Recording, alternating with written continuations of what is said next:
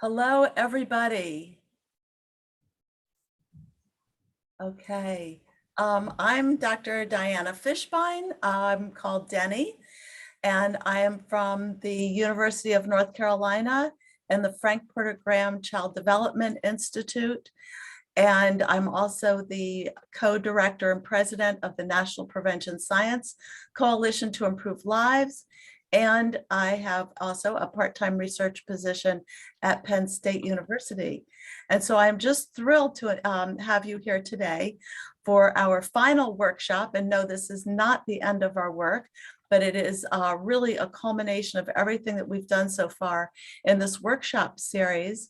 What we're going to do today is talk about advocacy. How do we put into place all that we've learned and all that we've been activated to do during this workshop series to really be able to embed that knowledge in our sectors and our communities and change policy that supports the systems change that results from our work. And so we have a lineup of some tremendous speakers. But first, let me introduce the three organizers of these workshops. The CTIPP, as you all know, Campaign for Trauma-Informed Policy and Practice, PACE's Connection, and the National Prevention Science Coalition to Improve Lives. We also have a number of sponsors of this series, and you can see them all here. I won't read them all, it's too many, but all of these folks are sponsoring this and supporting our efforts to reform policies and really move the needle forward in terms of making our systems trauma informed. This is what our workshop looks like today, building the movement through advocacy and policy. So when I'm done, I'm going to introduce Jesse Kohler, and he will introduce the first speaker, and we'll have sort of, Congress 101, and then science-based advocacy, then advocacy through story making. We have a Boston Marathon survivor that will talk about her experiences and work in policy, and a congressional staff member talking about post-disaster mental health response act. Jesse and I will do a brain break, a different kind of brain break this time. And then we'll have the importance of oversight, the oversight hearing on child trauma. And then Chairman Cummings will provide opening remarks via video, and a bipartisan caucus member on trauma-informed care. Then remarks from Assemblyman Havesi, and then the opioid legislative strategy and opioid settlement funds that Dan Press and I will lead, and then Zeke Cohen from Baltimore City, and Phil Leaf, who's from Johns Hopkins in Baltimore, and then finally an Advocate of the Year award and closing remarks and next steps. Before we go on, let me just give you a little lowdown on how this works. If you haven't been with us previously, please note that all attendees will receive a certificate of attendance from us after the session, which will be either later today or Monday, and you'll receive that automatically.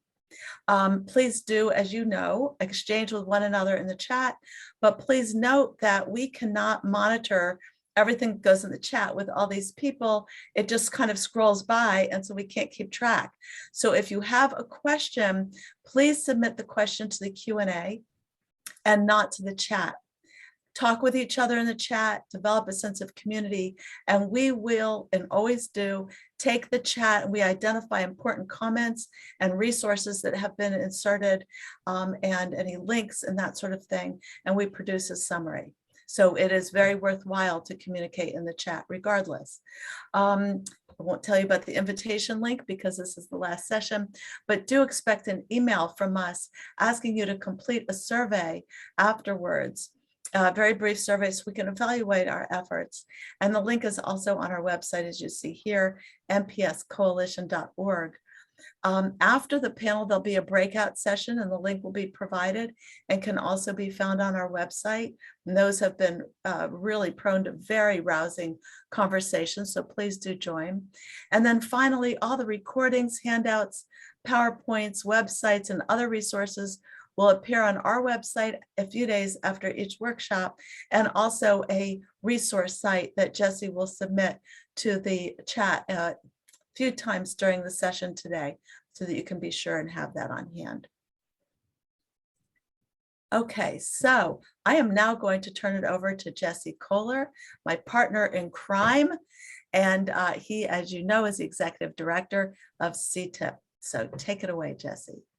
So like Denny said, first of all, thank you, Denny. It's unbelievable over the past 4 months how much I've learned, and I'm sure everybody in the audience can say the same. And so excited to conclude with this session on policy and advocacy. All of the resources that Denny was just talking about can be found on this site. I will share some specific ones as we continue to go on that are sublinked on that website, but you can find all of the resources on that site.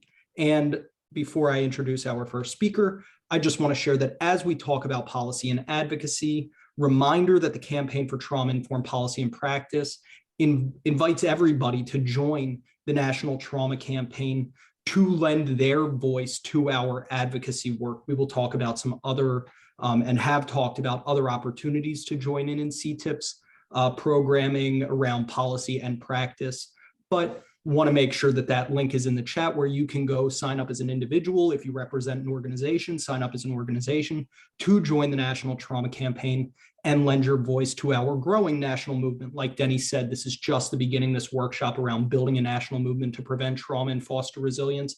We are just starting to build and so excited for what we have in store moving forward.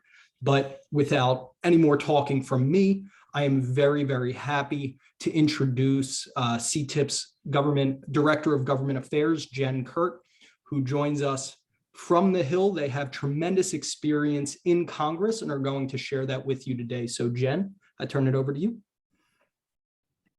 Thank you so much, Jesse. And it's good to be in front of so many of you today. Let me share a presentation, which will be made available afterwards. And I will just have Jesse give me a thumbs up if you can all see this okay. Awesome, thanks so much. Yeah, as Jesse mentioned, I'm the Director of Government Affairs at CTIPP. We do primarily federal advocacy, so I know that you are all gaining your tools to be advocates, and maybe you will do that at the municipal level or the state level. And we invite you to do that on the federal level. And so today, I'll be doing a presentation on Congress on the federal level. And my goal here in 40 minutes is to give you more information than you need. I want to go beyond just your typical, legislative process to talk about a little bit more of what's really going on in terms of how politics play a role, what members of Congress might be motivated by, why it's difficult to pass legislation, especially in the Senate, the congressional staff who you may be meeting with, if you make a meeting request or contact your member of Congress in their office. I'll talk you through some common asks that you can make of your representatives and lawmakers, and then some of CTIPP's requests, some of the things that we're fighting for and seeing a lot of progress on. And my goal here is to help you understand a little bit more of what they're talking about in the news, what's going on in Congress, and help you to be a strategic advocate and understand where you can engage and ways to engage, and sort of peel back that veil a little bit more. So we'll start with just your basic overview of the legislative branch. You have the House of Representatives and you have the Senate. In the House, there are 435 seats, one member per congressional district. Congressional districts are divided based on population. There's an equal number of population across every congressional district. Members of the House have to be reelected every 2 years, which has an impact on their work because they're regularly campaigning. They're regularly working towards being reelected. In the House, the leadership who drive the agenda includes the Speaker of the House, who is Congresswoman or Speaker Pelosi currently, who's elected. And then you have the minority and the majority leader. the minority leaders from the minority party, currently Congressman McCarthy, and then majority leader is Congressman Hoyer. Only the House of Representatives can originate spending legislation. In the Senate, you have 2 senators per state, regardless of population.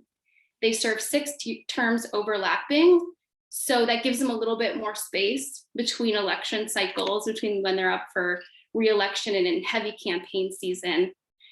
And they don't have a speaker, so it's the majority and the minority leader. And we'll talk a little bit more later about how that impacts, what happens in terms of voting and process in the Senate.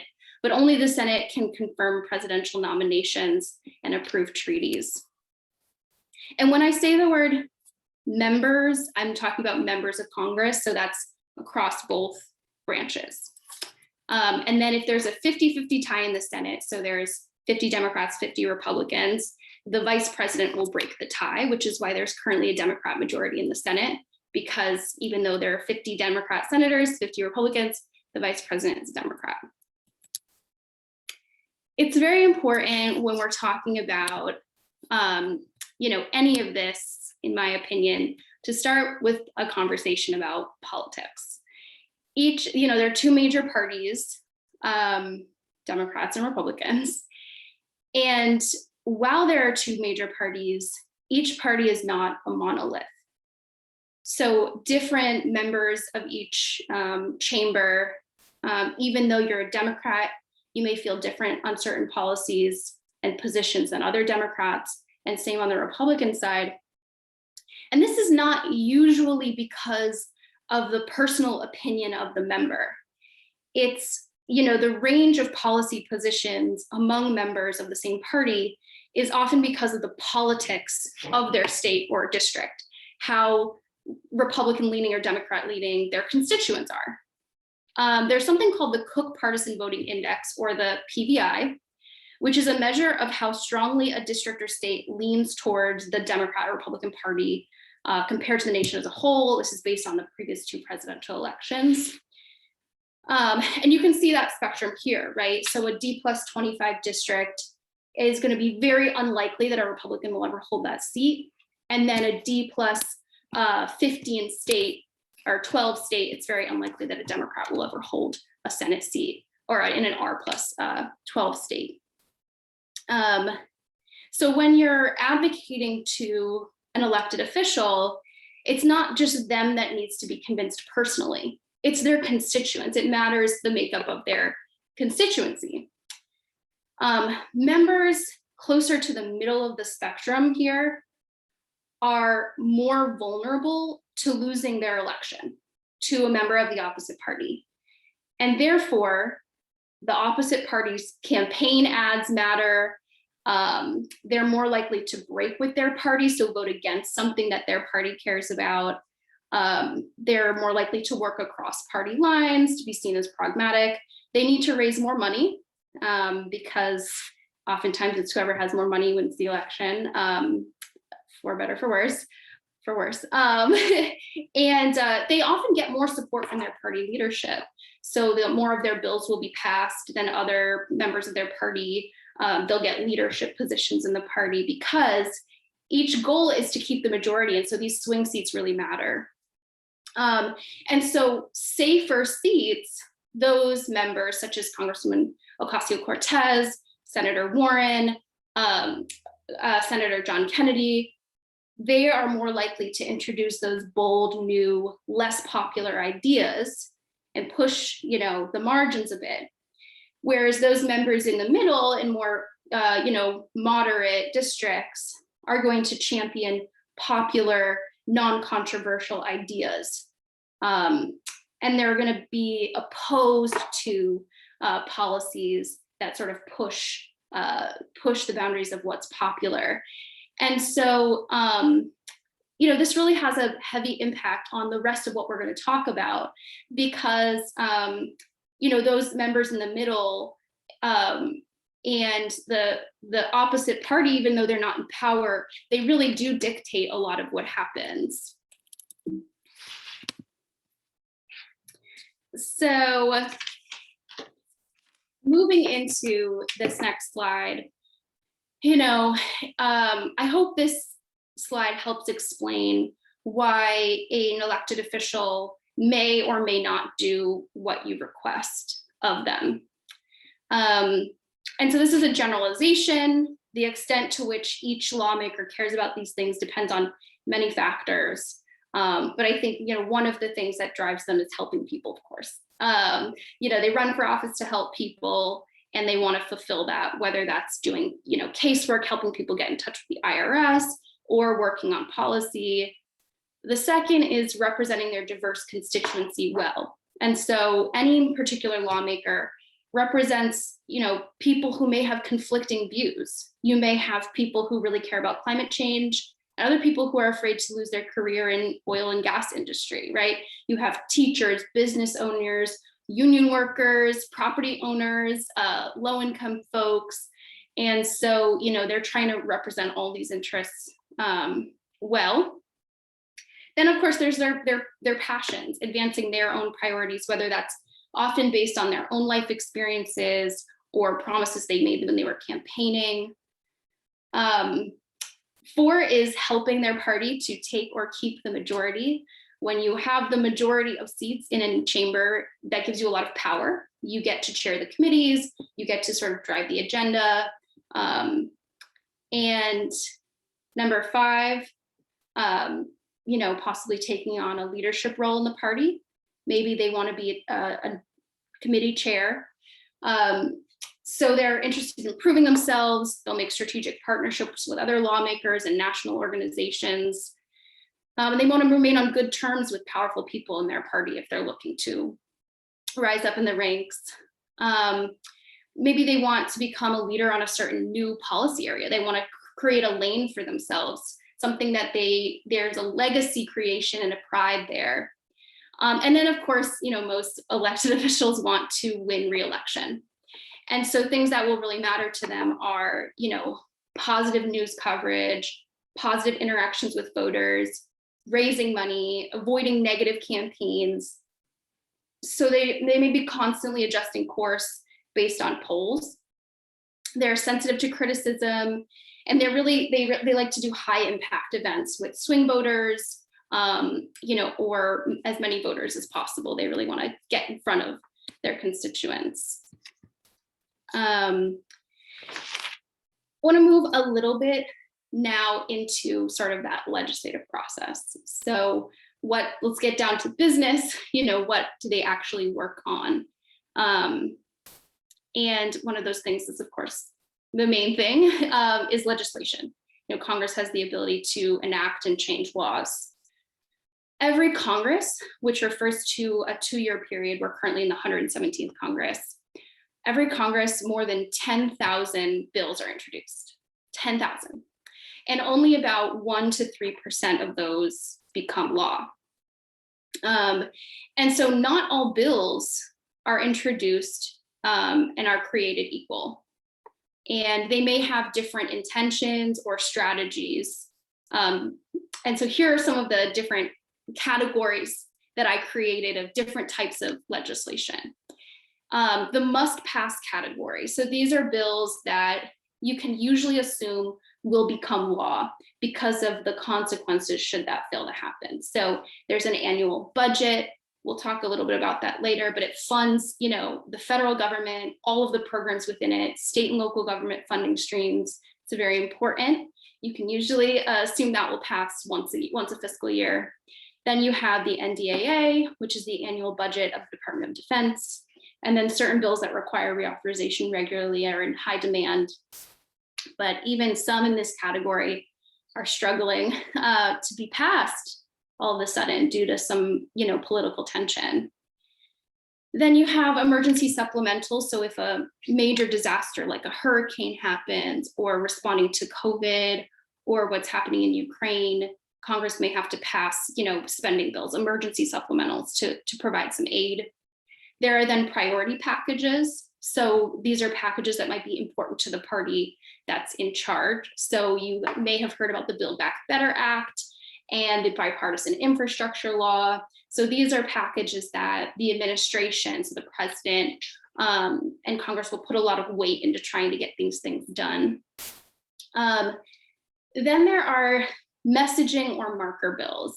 And so these are bills that members, is a large chunk of that 10,000, right, are bills that lawmakers introduce without the intention that those bills are going to become law. And so why would you do that? Why would you introduce a bill if you don't have an intention that this will, we're going to try and sign this into law? Well, a few different reasons. One, it could be for political sake, to show that you're, active on the issue and that you care about it. Or, it could be to track popularity, right? So say you introduce, for example, the Green New Deal in the 116th Congress, maybe you had 50 co-sponsors.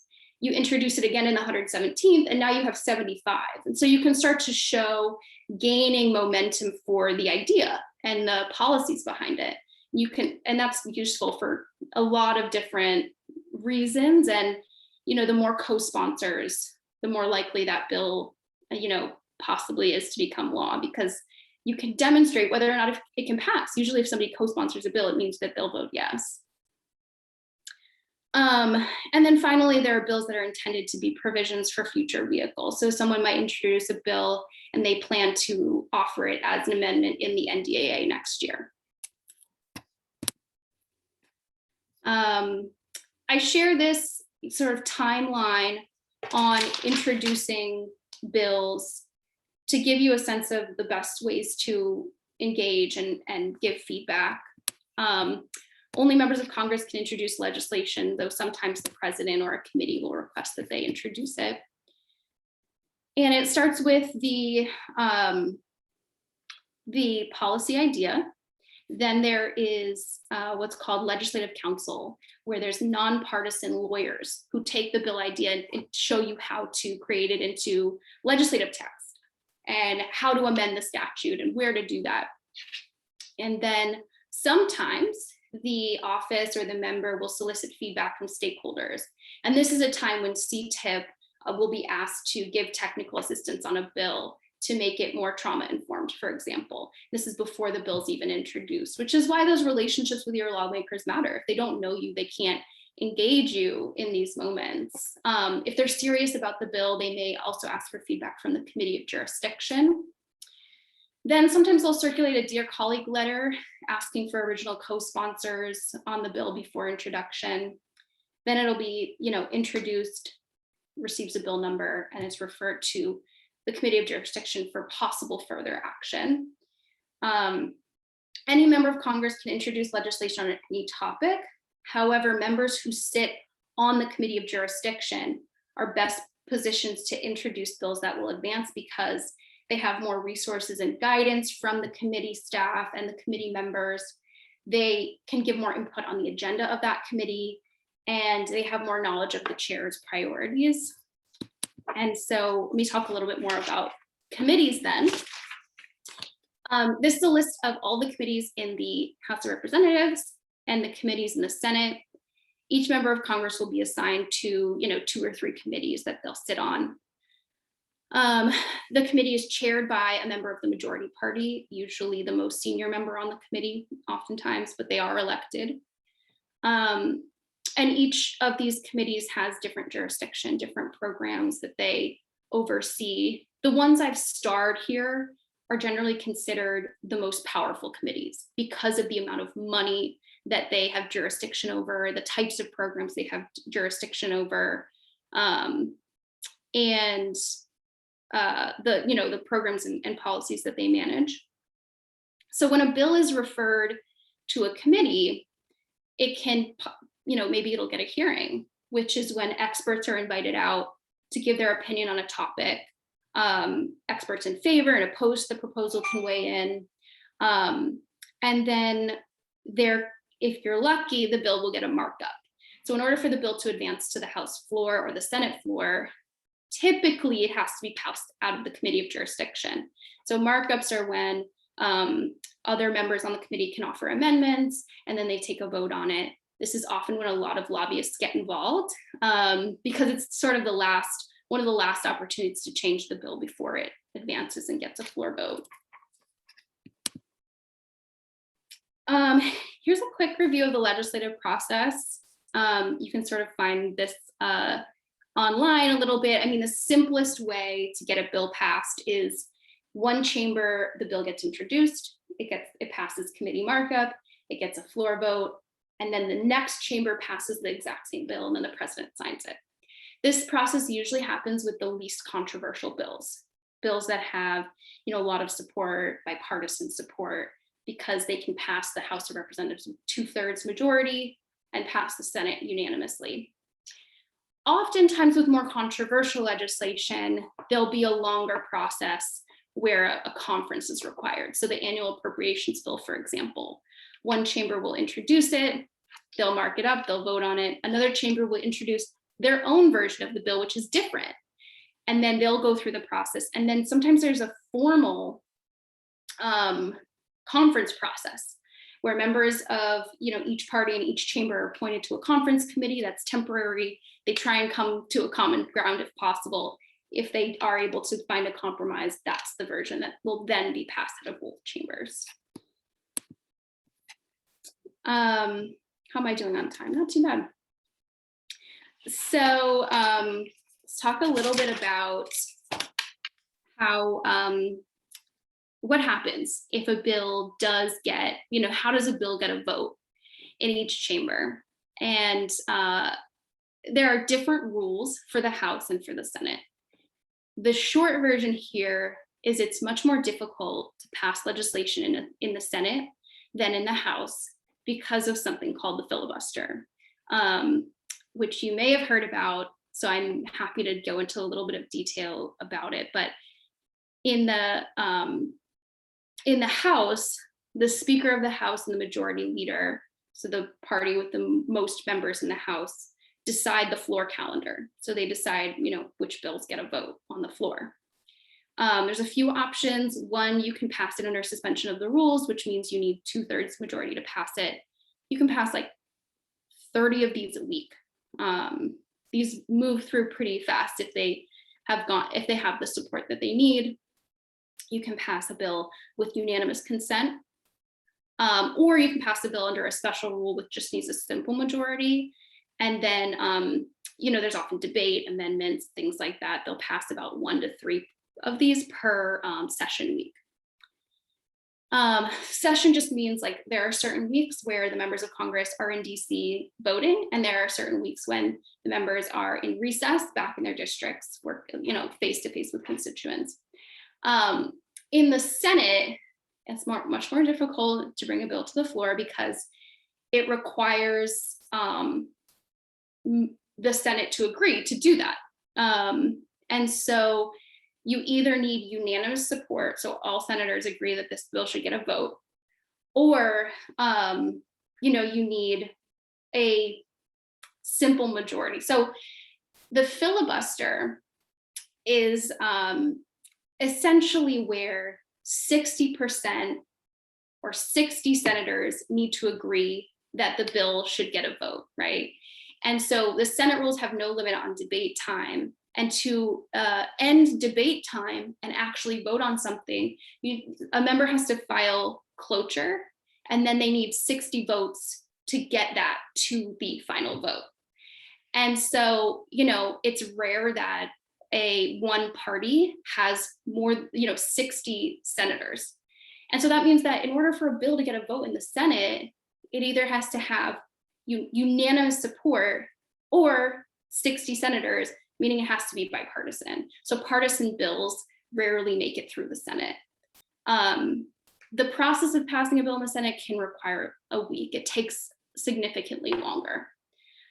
The only exception to this is the budget reconciliation process. The process is pretty technical, but you may have heard about this process with Build Back Better. It's the only legislative vehicle that can bypass a filibuster. So you only need a simple majority to pass it. But with Build Back Better, they couldn't get that.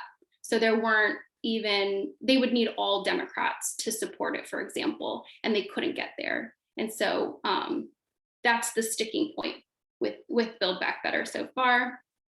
Take a quick sip of water.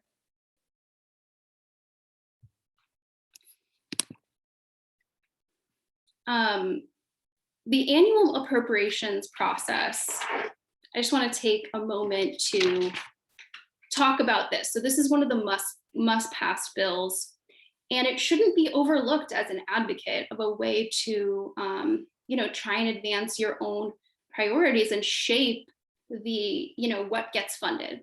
And the work that we do in the trauma and healing space is often underfunded, right? And so I want to highlight the appropriations process as a good opportunity to engage on that. And appropriations, the annual budget, is where Congress taxes to pay for essential government services. And those services are the entire federal budget, which impacts grants to nonprofits, how much the agencies are budgeted at, and the offices, the scope of the work that they do. There's a ton in there. It's more than $1 trillion. It has to be passed annually, and often standalone bills will get tucked in there. So it's a way to pass legislation, to incorporate it in part of that process. And the process for this is that in the beginning of the year, the president will release their ideal budget. This is not binding, it's just a suggestion. And then the House of Representatives will release their budget, the Senate will release their budget, and then the two will conference and try to come up with a compromise. And that's getting more and more difficult in recent years and more delayed. If the chambers are not able to come to an agreement by the time funding runs out, they'll have to pass what's called a continuing resolution, or a CR, which provides stopgap funding to avoid a government shutdown until they can reach a deal. CRs are not ideal because they're actually, because of inflation, actually like a cut to budgets, but they're passed very often. And so the types of requests that CTIPP makes and that advocates can make fall into 3 buckets. You can make a program request, which is a term that refers to like the dollar amount that you want to be spent on a certain program or a certain office within an agency. So you want it to have more money than last year, significantly more, less money for some reason. That's a program request. You can make a language request, which is directions for how to spend that money. So you both have the amount, and then you have directions for, okay, so we have $1 million for this office. Here's what we want the office to focus on this time. We really want it to do more research on trauma-informed care with this extra money. That's a language request. And then, of course, I spoke about this in a previous workshop. Congress has brought back community project funding, formerly known as earmarks, which is money in this bill directly for community projects. So building a bridge, climate resiliency infrastructure, building a hospital, doing substance use disorder treatment programming, doing community outreach on mental health, things like that. All right, we are in the last 4 slides here. So we're nearing the end. Congressional staff. So one of the things that you can do as an advocate is reach out to your member of Congress. Well, what does that look like, right? Like, are you speaking directly to your legislator? Probably not. And so I wanted to share a little bit about the team behind the lawmakers. These are incredibly powerful, incredible people who are public servants and help the member to achieve their goals. The chief of staff is the top dog in the office. They are closest to the member of Congress, and they are responsible for the campaign, the unofficial side and the official side. So what does that mean? Due to ethics rules, the political side or the campaign side is kept separate from the official side. The official side works on policy, they serve constituents. The political side is just re-election, right? So often they don't even know what each other are working on, which is in an effort through ethics to like keep money out of policy, essentially. So when you request a meeting, if it's related to casework or an event in the district, you'll probably talk to the district director, which lives in your town, and the offices are in the town. Or if it's policy related, you'll talk to the legislative team, which is made up of the legislative director, legislative assistants, legislative correspondents. Each member of the team covers different policy areas. In the Senate, you have larger budgets and you have larger staff. So you can hire, these members can hire specialists. They can hire someone who's just working on healthcare policy, who's a specialist in healthcare policy. In the House, the staff is much smaller. And so each member of the legislative team has to cover many issues. And it's helpful to keep in mind that many of these staffers are not an expert in all of the issues they cover, right? So they may cover healthcare and the criminal legal system and agriculture policy and military policy. And so they're really stretched between all of these and trying to learn as much as they can about all of them. But when you're taking these meetings, I think that's just helpful to know the people that you're meeting with. These are people with their own capacity. And so you want to be patient and be thorough. And then, of course, the legislative team in a personal office communicates with the committee staff. So each committee has their own staff. The staff of these committees serve the committee chair, as well as all of the members on the committee. And then I want to talk about the legislative correspondence just for a moment, because legislative correspondence are very important. They manage the mail program. So they manage communication with their constituents, so that's you. So when you write or call into the office, they will look you up. They have a database. They can look you up by your email or your address or your phone number if you are a constituent. They'll record your comments. And then they will be responsible for, making sure you get a reply from your member of Congress. They will also, communicate what you share upwards. So if there's a vote coming up and, they may say to their legislative director, 75% of people who wrote in want you to vote no. That's important information.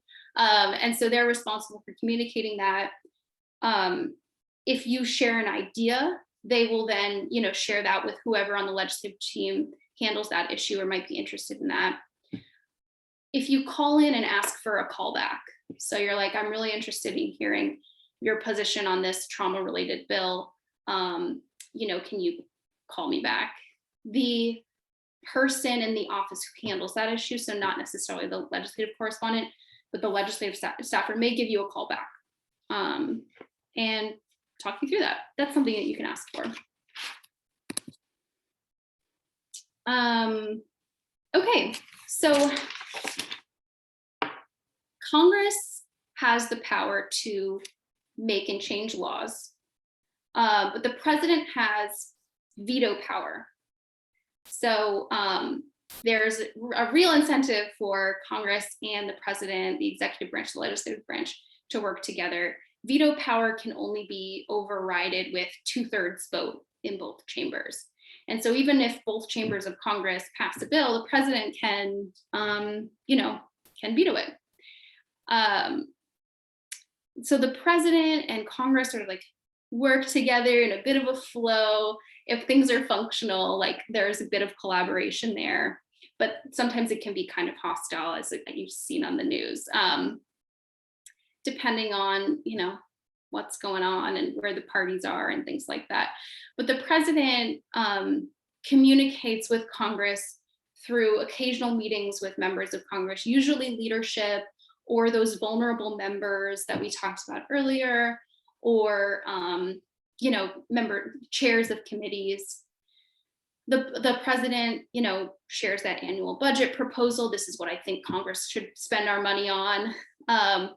The president will give a State of the Union address and can share, general policy agendas. And then Congress communicates with the president through, congressional letters to the president. Hey, you should direct your agencies to do this that I really care about. members of Congress can sometimes be activists and do advocacy work themselves, try and pressure, the president to use executive orders powers to accomplish something that, the president can use that to accomplish. And occasionally they'll get meetings with the president. A note about executive orders. So the president can use executive orders to accomplish some goals, but they're meant to be for clarifying and furthering existing law. And so they can be challenged and deemed unlawful by federal courts if it's found that the president sort of was trying to expand statute or create new laws through executive orders. Okay, last slide here.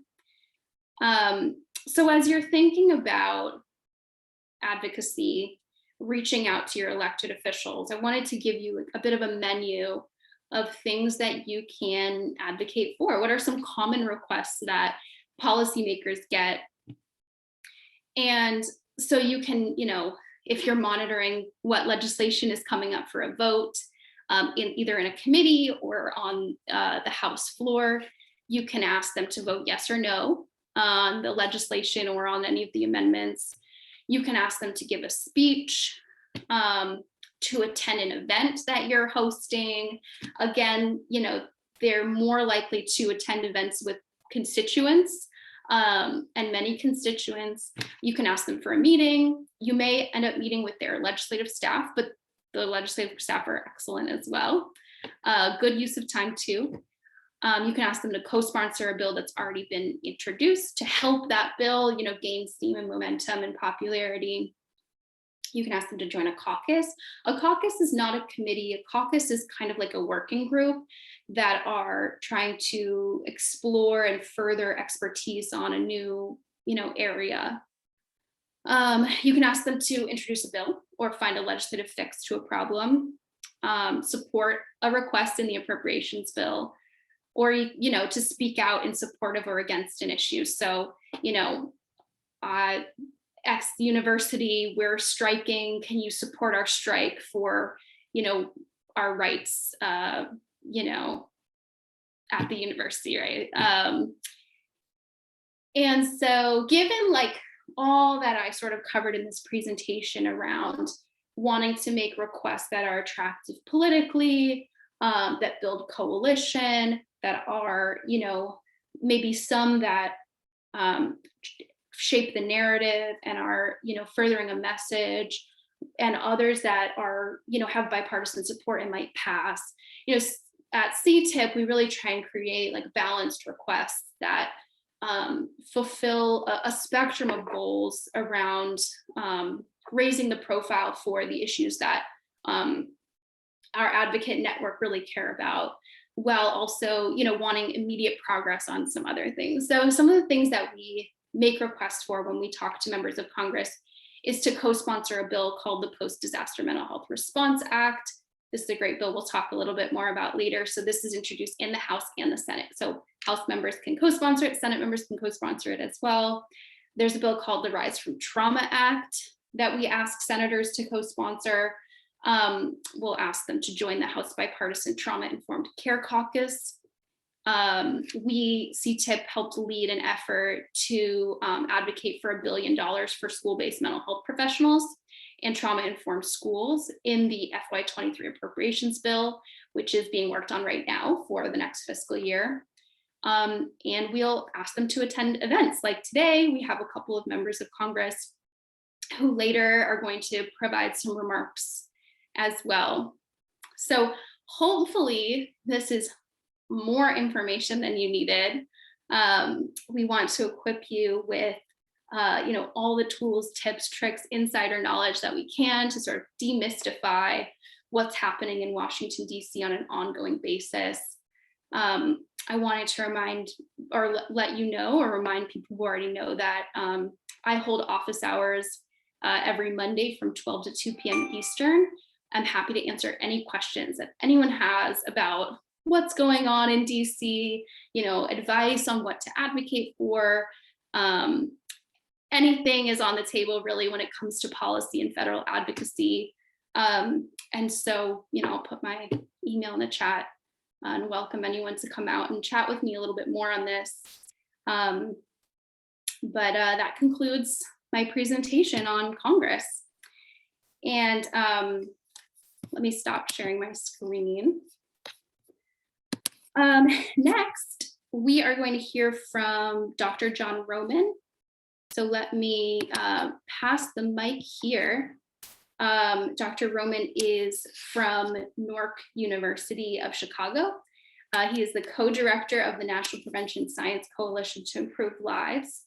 And he is going to transition us into a presentation about science-based advocacy. So Dr. Roman, I turn it over to you. Thank you, Jen. That's going to be a hard act to follow. So let me just share my screen here and get started. Boy, this thing's not.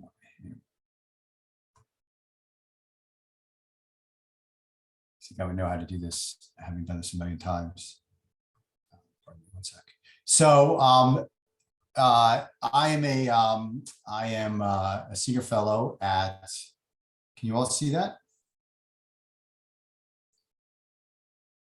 Are you looking at my It's not in presentation mode, John. Thank you, Denny. We can see it though. Let's try that again. That should work.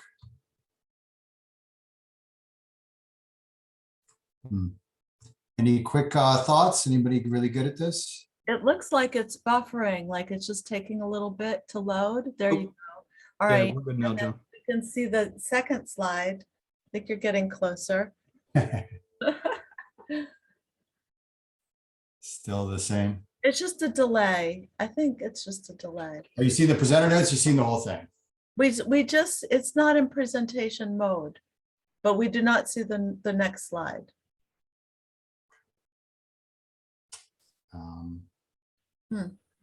I don't know what to tell you. Is it okay if I go on like this? It is, are you able to enlarge it, or you could try clicking on from beginning again? Let me come out of this. Sorry, folks. Now, John, before you don't end yet, did you if end? you go to display settings right there, oops, where you were, if you go to display settings and say switch screen, Okay. that should do it. How are we doing now? Oh, there it is. Excellent. Thank you. Brilliant. Okay, so I used 2 minutes of my 10 minutes. Okay, so let me go super fast.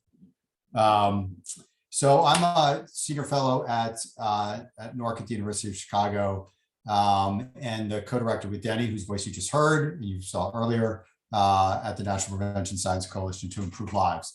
So I want to do a little bit of an op-ed. A great op-ed is one idea, so I'm going to try and just give you all one idea. In my job, I go to the Hill, 8 or 10 times a year for the last 15 years or so. And then in 2017, I spent a year as the science director at the Mayor's Office of Criminal Justice in New York City. And we had a huge pot of discretionary money that came from the financial settlements. And so I sat on the other side of the table and listened to people's pitches for what they were interested in having funded. So I wanted to put that all together and say, what is the one big concept if you're advocating for science that you should be attentive to? So this is it. So let me start with a story. So once upon a time, long ago, some policy researchers set out to change how Washington, D.C. fights crime and improves public safety using science-based prevention and treatment. And they learned an important lesson, and there's really no them and they here, there's just me. And this is my story. So we got, the DC government had a huge amount of Recovery Act money, not from the pandemic, but from the financial crisis in 2008. So in 2009, they came to the Urban Institute, where I was at the time, and asked us to set up this District of Columbia Crime Policy Institute. And the idea of the District of Columbia Crime Policy Institute was to look at the best science and research that was available at the time and make recommendations for the government to reduce violence and improve public safety. And at the time, really the most compelling idea that was out there was this thing from the Washington State Institute of Public Policy, which had worked for over 20 years at that point, or almost 20 years at that point, to make evidence-based recommendations to the Washington State Legislature about investments in human services programs that had a strong research base. And so right when we were starting the DC Crime Policy Institute, they had made a recommendation to the Washington State Legislature that they should fund a portfolio of prevention and intervention programs and not appropriate money for the two prisons that they'd already authorized. So we thought, this is really cool, let's do this. So what they would do was this really hugely complicated effort where they would go out and look at evaluations on every human services prevention or intervention program you can imagine, figure out what it costs, figure out what the effects would be if it was implemented in Washington State, figure out how many people it could serve, figure out what the benefits were, what the benefit cost ratio was, and then make recommendations like the one I said, fund these prevention and intervention programs, don't fund these prisons. And we thought, this is great, let's do this in Washington, DC. So we set out to replicate the Washington State Institute of Public Policy, and we created our own big benefit cost model. And we did things like estimate the costs and benefits of community-based substance abuse treatment in the District of Columbia. And we thought we were really clever and that we designed a better mousetrap because we were worried that government didn't fund these programs because it was risk averse. And when people came to government and said, you'll save $2 in benefits for every dollar in cost if you fund community-based substance abuse treatment versus what you're doing today, that government didn't understand what the risk was. So we created these statistical models that would allow us to tell them what the probability of success and failure was and the probability of big benefits versus little benefits. And this was based, the graphic you're seeing is based on data from evaluations from now 20 years ago. If you reran that today, the benefit cost ratio of community-based substance abuse treatment would be even better. But anyway, we ran all these models, replicated what Washington State did, and went to the coordinating council of the District of Columbia and said, hey, you should fund these 3 programs. You should fund functional family therapy and treat high-risk adolescents in the home instead of institutionalizing them. And you should do electronic monitoring instead of sentencing people to jail and prison. And you should fund much more community-based substance abuse treatment because it has all sorts of preventative effects that will lessen the burden on these people's lives and improve the tax base and do these great things. And so here's the payoff of all of this. So we did all this work, all of this science, all of this research, and we presented this to the coordinating council, which was the chief of police, which was Kathy Lanier at the time, and the head of the Federal Bureau of Prisons and the chief justice and all 13 of the stakeholders in justice in DC. And they heard our pitch and they said, this is great. Let's do this. How do we pay for it? And I said, I don't know. That's your problem. And they said, no, that's your problem. And since I didn't have an answer, that was the end of the pitch. So that was the great lesson learned, that at the end of the day, figuring out how it affects their budget is really the key thing. So how do you get their attention to be able to get into this debate? So the approach that I like is the story, study, lesson approach. And once you've heard this and you think about like the Malcolm Gladwell books or the Freakonomic books, you'll see that in effect, this is the method that they all use in telling their stories in the popular press. And it's pretty straightforward. You tell them a compelling anecdote, you get their attention. You present them with some studies, some evidence of success that advances the conversation. And the more rigorous, transparent, and objective the evidence you present, the more it will appeal to both parties. And then you present the lesson. Budgets constrain all government choices. How will what you're advocating for affect their budget? And this is where the battle, more often than not, is won or lost. So Joe Biden is sort of famous for saying, if you show me your budget, I will show you your values. And he's right. But there's a really important caveat here for this discussion, which is that while the items in a budget may align with your values, Not all values and unvalued activities end up as budget items. So just because your values align with the legislator or policymaker who you're interacting with doesn't mean what you want is going to end up getting into their budget. So how do you get into their budget? How do you get their budget to align with their values? Legislators across party lines want to invest in science-based programs and policies. I've had, I don't know, 100 of these conversations over the years, probably more. And I can only think of a couple of times where we talked about prevention and the science behind it and had somebody on either side of the aisle tell us they weren't interested, that it didn't align with their values. They almost all appreciate what we're trying to do. But what they don't want is have to make a new appropriation. I've heard this a million times. If you can tell me how to do this without spending money, I'll do it. They don't want to hire, they want to create additional agencies or departments or divisions, and they don't want to hire new employees unless they have to, because with civil service protections, in their minds, what it means is any growth is permanent. And they want to avoid doing that if they can, and they prefer simple things rather than complicated things. So you hear that and you think, well, that's the end of the road. There's no way to get around these objections, but it turns out that it actually isn't that hard to get around these objections. So it's all about understanding the rules. And by rules, I mean the rules by which programs operate. And so as people who work in the field, you probably are intimately aware with the rules that guide and govern your field. And so there's lots of ways to make a program better and more efficient without a new appropriation, especially if you can find new ways to expand eligibility. And that can be driven by a change in a definition. That can be changed by a definition in who the eligible parties are, by expanding ages or income levels, or by expanding geographies or whatever it is. For whatever reason, folks on the Hill don't tend to think of expansions as eligibility as being new appropriations, even though they clearly are. You can't get new agencies, departments, or divisions for the most part unless it's part of some big omnibus project. But what you can do is work to get guidance from the Office of Management and Budget to the agencies about how they're supposed to spend the money. And one of the things that we do at the National Prevention Science Coalition is try and get 2 words inserted into the guidance anytime we can. And those 2 words are "and prevention." So this is authorized to spend money on X and Y treatment.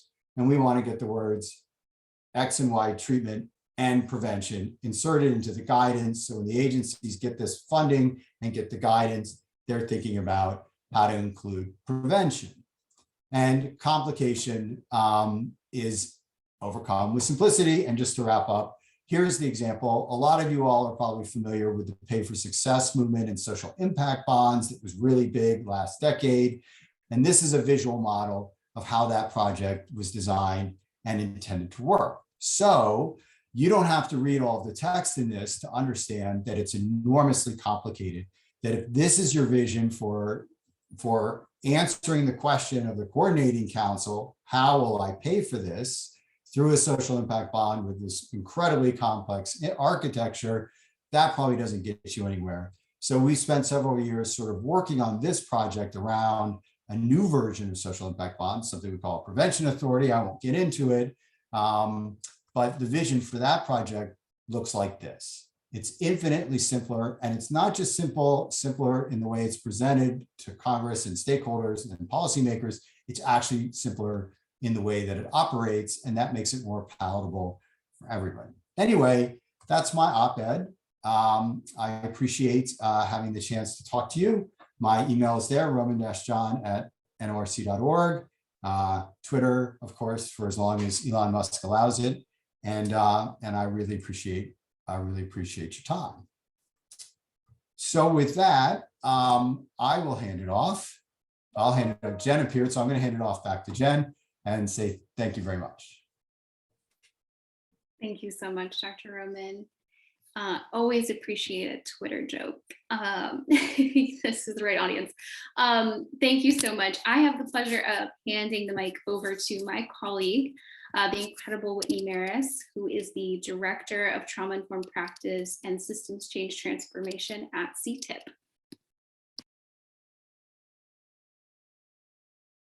Thank you so much, Jen. Everybody should be seeing my slides.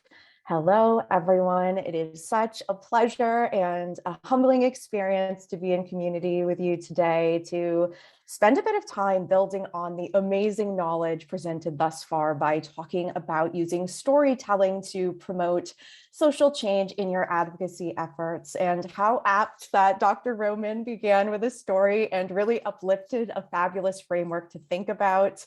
I am hopeful that the next half hour or so is helpful in integrating all of the information you've heard thus far, because at CTIPP, we have really seen increased change in policy and practice related to advancing a comprehensive approach to addressing and preventing trauma.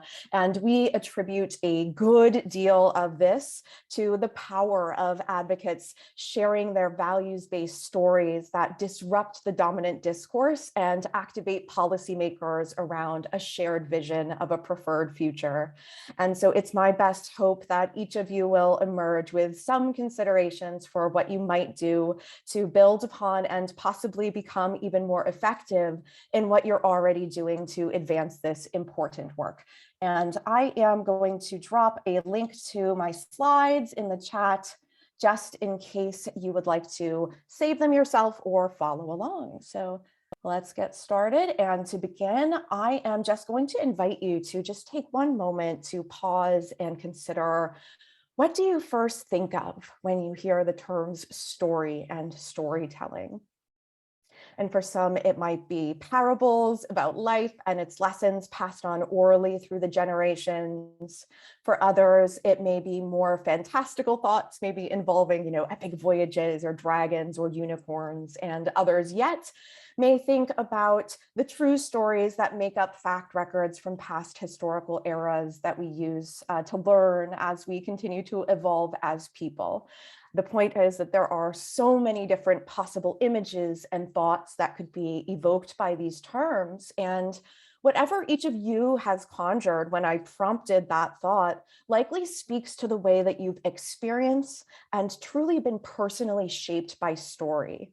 And that makes sense, right? Because neuroscience tells us that our brains are wired to remember, experience, and connect with stories. And it's precisely because stories are so powerful and universal that storytelling is one of the more enduring and impactful tools we have available to us to effect change. So it's through story that we explore ourselves and develop our own beliefs, values, and identities, which allows us to then make principled choices as individuals, as communities, as nations, and as a larger world based upon those values, identities, and beliefs. And we are all storytellers each day with our loved ones, our colleagues, and others that we encounter. So it's really a natural fit to bring that frame to our advocacy efforts too. So let's talk a little bit about some of the reasons that stories are particularly potent in the context of advancing policy change when you meet with your legislators. One of the key points is that stories can vividly explain the work, or why the work you're doing matters, rather, why your legislators ought to care, and why the solution that those of us who are working to advance trauma-informed, resilience building, and healing-centered change really have the most compelling solution to address the societal issues that there are many other possible paths that could be taken to address. Stories also illuminate our shared values and help us join and take action to enliven and achieve our best hopes together, right? So those commonalities that are found in our stories can point at once to collective struggles, as well as to collective paths to healing, liberation, and growth that align with our advocacy agenda, which makes for a pretty convincing argument in our experience. And that aspect really helps to cut through the noise of the many, many, many competing demands in the policy space that Jen so eloquently spoke to earlier by helping folks see things through a new lens. And importantly, stories also help us to engage both the head and the heart. You know, if we were prompted to explain the reason why each of us arrives to this advocacy work, I would wager a guess, I'm not necessarily a betting person, but I would guess that most of us wouldn't rattle off a list of facts or statistics as the primary draw, right? That may be a part of our story, sure, and we're also here because of our lived experiences and our desire to make change in alignment with our values, like the capacity for healing, fairness, resilience, equity, preventing harm, and other core beliefs that really drive us in this work. And at the end of the day, for better or for worse, emotions generally influence behavior more than pure logic alone does. So authentically invoking empathy and hope in our stories can truly enhance our power as advocates to open hearts, minds, and, when needed, wallets to advance our priorities and vision. And so going a little deeper into what we know works in an advocacy context to make our stories particularly impactful, it's important that the stories we choose to tell are both engaging and connective so they gain and retain the attention and interest of our target audience. Also crucial is that our stories are factual, authentic, and honest, and that they're our stories to tell rather than exploiting someone else's story.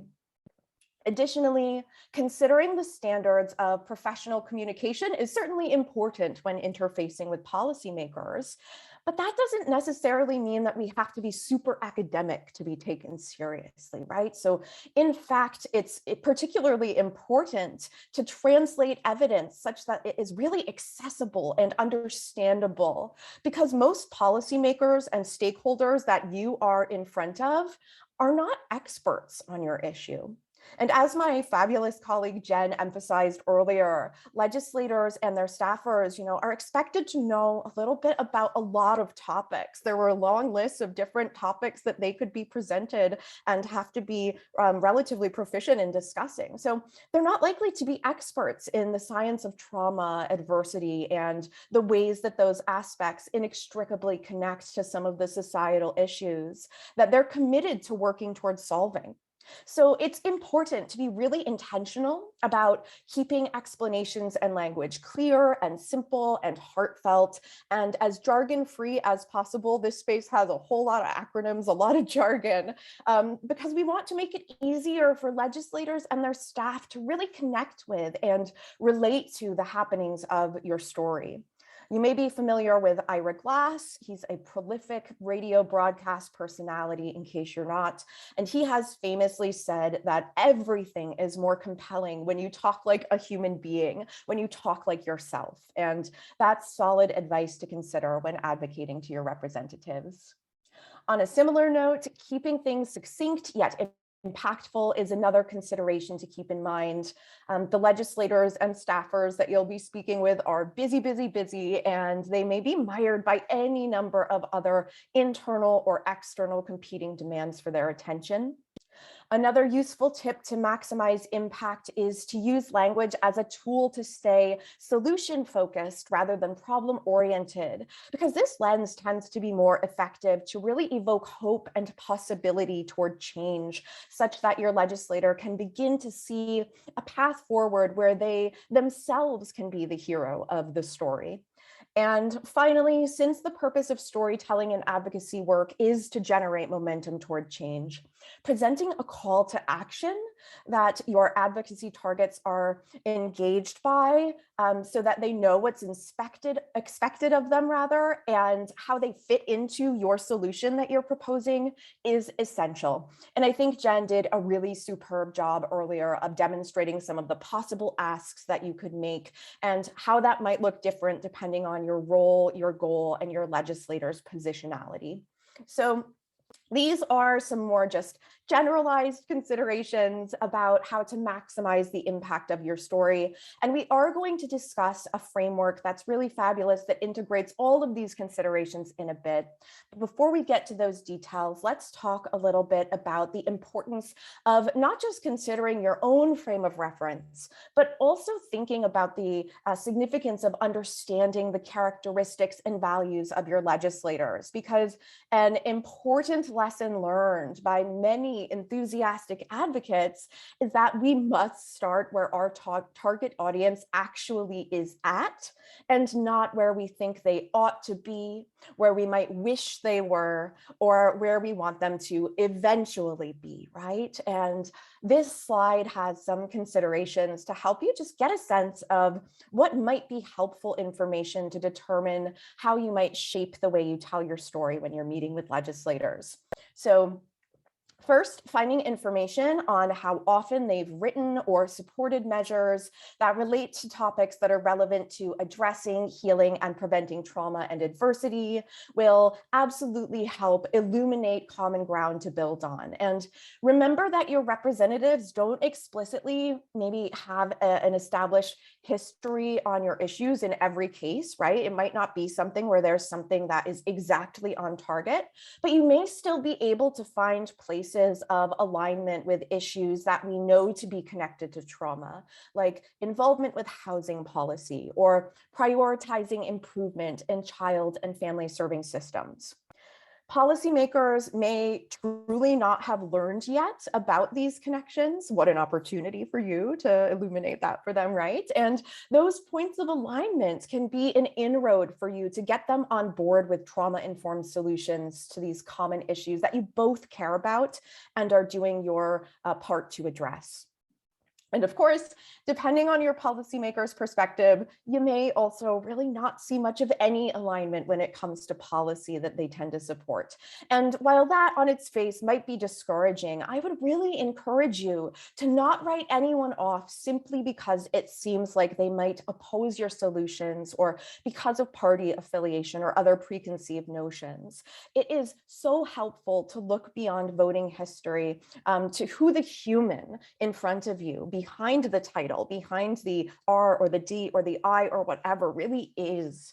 So that calls on each of us to look to their professional history and volunteer history, and even public-facing personal history, as these aspects can really reveal shared core beliefs and values that you might not even know are there on the surface based on their legislative history or what you know based on how your legislator is portrayed in the news or elsewhere. And what you can glean about what experiences may have shaped their journey to being in the change-making role that they're in may give you a sense of what motivates them and what they already value. And connecting with their strongly held core values may get you in the door to be more influential when it comes to some of those more malleable beliefs. And there's evidence out there that suggests that stories in particular can make us less defensive and more open to new ways of thinking. Empathy can beget empathy, right? Even among those who may seem like unlikely allies when we make the right connections to our stories. And before moving on, since we're talking about really thinking about remembering the very multidimensional human in front of you when you're meeting with your representatives and their staff, which can admittedly be tough given the polarized and sometimes acrimonious nature of politics that we very much see uplifted in the public media and maybe even experience ourselves at times, I do want to offer a consideration that legislators and their staff may themselves have lived experience with trauma. So in alignment with the principles of trauma-informed advocacy, considering that there are power dynamics at play here, in that legislators and their staffers really have no choice but to listen to everything that constituents have to say, makes it really important to model the model of being trauma-informed, which means considering letting your your audience know that there might be sensitive content in your story that may, that's what we can do to be intentional about reducing re-traumatization to the extent that we can, which is not only a more humane and compassionate approach, but it's also something that helps the person in front of you take care of themselves in whatever way works best for them, to give themselves whatever they need, so that in anticipation of hearing anything tough, that is, so they will be able to be regulated themselves, and they will be able to remain grounded and present to listen to and engage with and be moved by the story you tell. So at the end of the day, growing this movement is about more than just enumerating the admittedly striking facts, right? And advocating in this space calls upon each of us to consider how we can tell our stories to grow momentum and action toward meaningful, sustainable transformation in our systems and institutions. So let's talk a little bit about this useful framework to engage and inspire others to act. And in short, this story of self, us, and now framework that we are about to go through can help you convey what has called you to this change work, the values that unite us all in this space today in action, and the urgent challenges to those values that we must overcome together. And I want to uplift up front that the framework for storytelling for advocacy that we're looking at today is from the work of Marshall Gans from the Harvard Kennedy School of Government. He played an instrumental role in shaping Barack Obama's successful grassroots organizing model, which is really rooted in this public narrative framework, which I first was fortunate enough to learn about at political social work boot camp and media training that I received through the Congressional Research Institute for Social Work and Policy. I and other advocates with whom I've had the pleasure of working have really found this to be an incredibly useful framework to aid in the development of a compelling frame to authentically tell our own stories.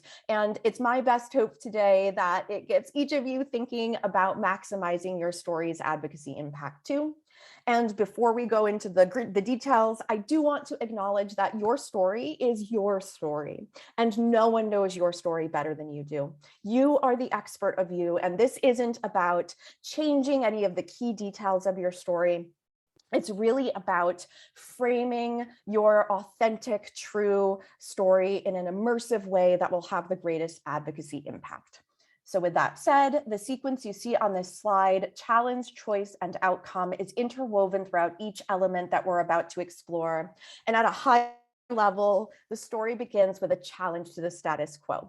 And this is something that resonates with us all. We each have some level of familiarity with noticing an incongruity between the world as it is and the world we want. So we're making the choice to challenge and disrupt the status quo to get the world to act in alignment with our values and priorities here.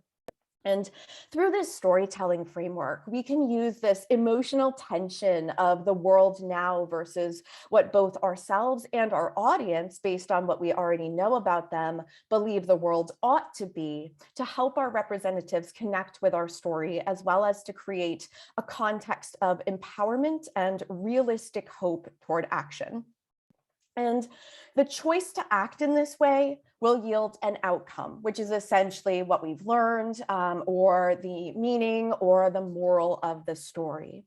So the way we tell our story can encourage audience members to consider their own core values and how each of us, when confronted with any sort of challenge, has the power to actively choose hope over fear, to choose solidarity over isolation and alienation, and to choose self-efficacy over self-doubt.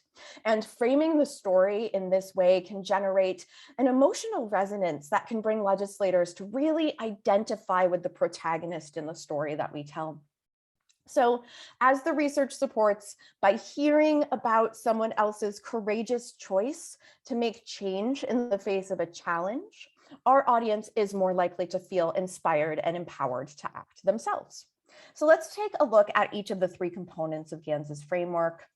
And starting with the story of self at a high level, the story of self involves you describing the experiences, challenges, and choices that inspired you to act. And know that as a constituent, as Jen mentioned, you have tremendous power and your experience really matters here.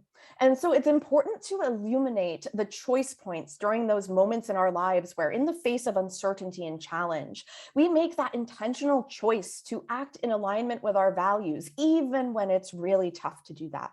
So it helps to be thinking about answering questions like, when did you first feel like you had to do something here? How did you get the courage and the hope to act?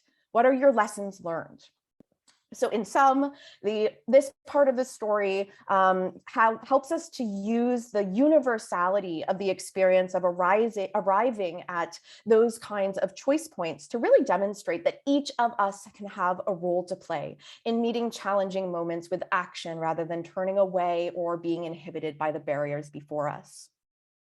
The story of us captures the shared values, experiences, and capacities of folks joining together to work toward change, like we are all doing here today, including uplifting both the challenges that the fellow constituents like you, as well as the larger community, have experienced.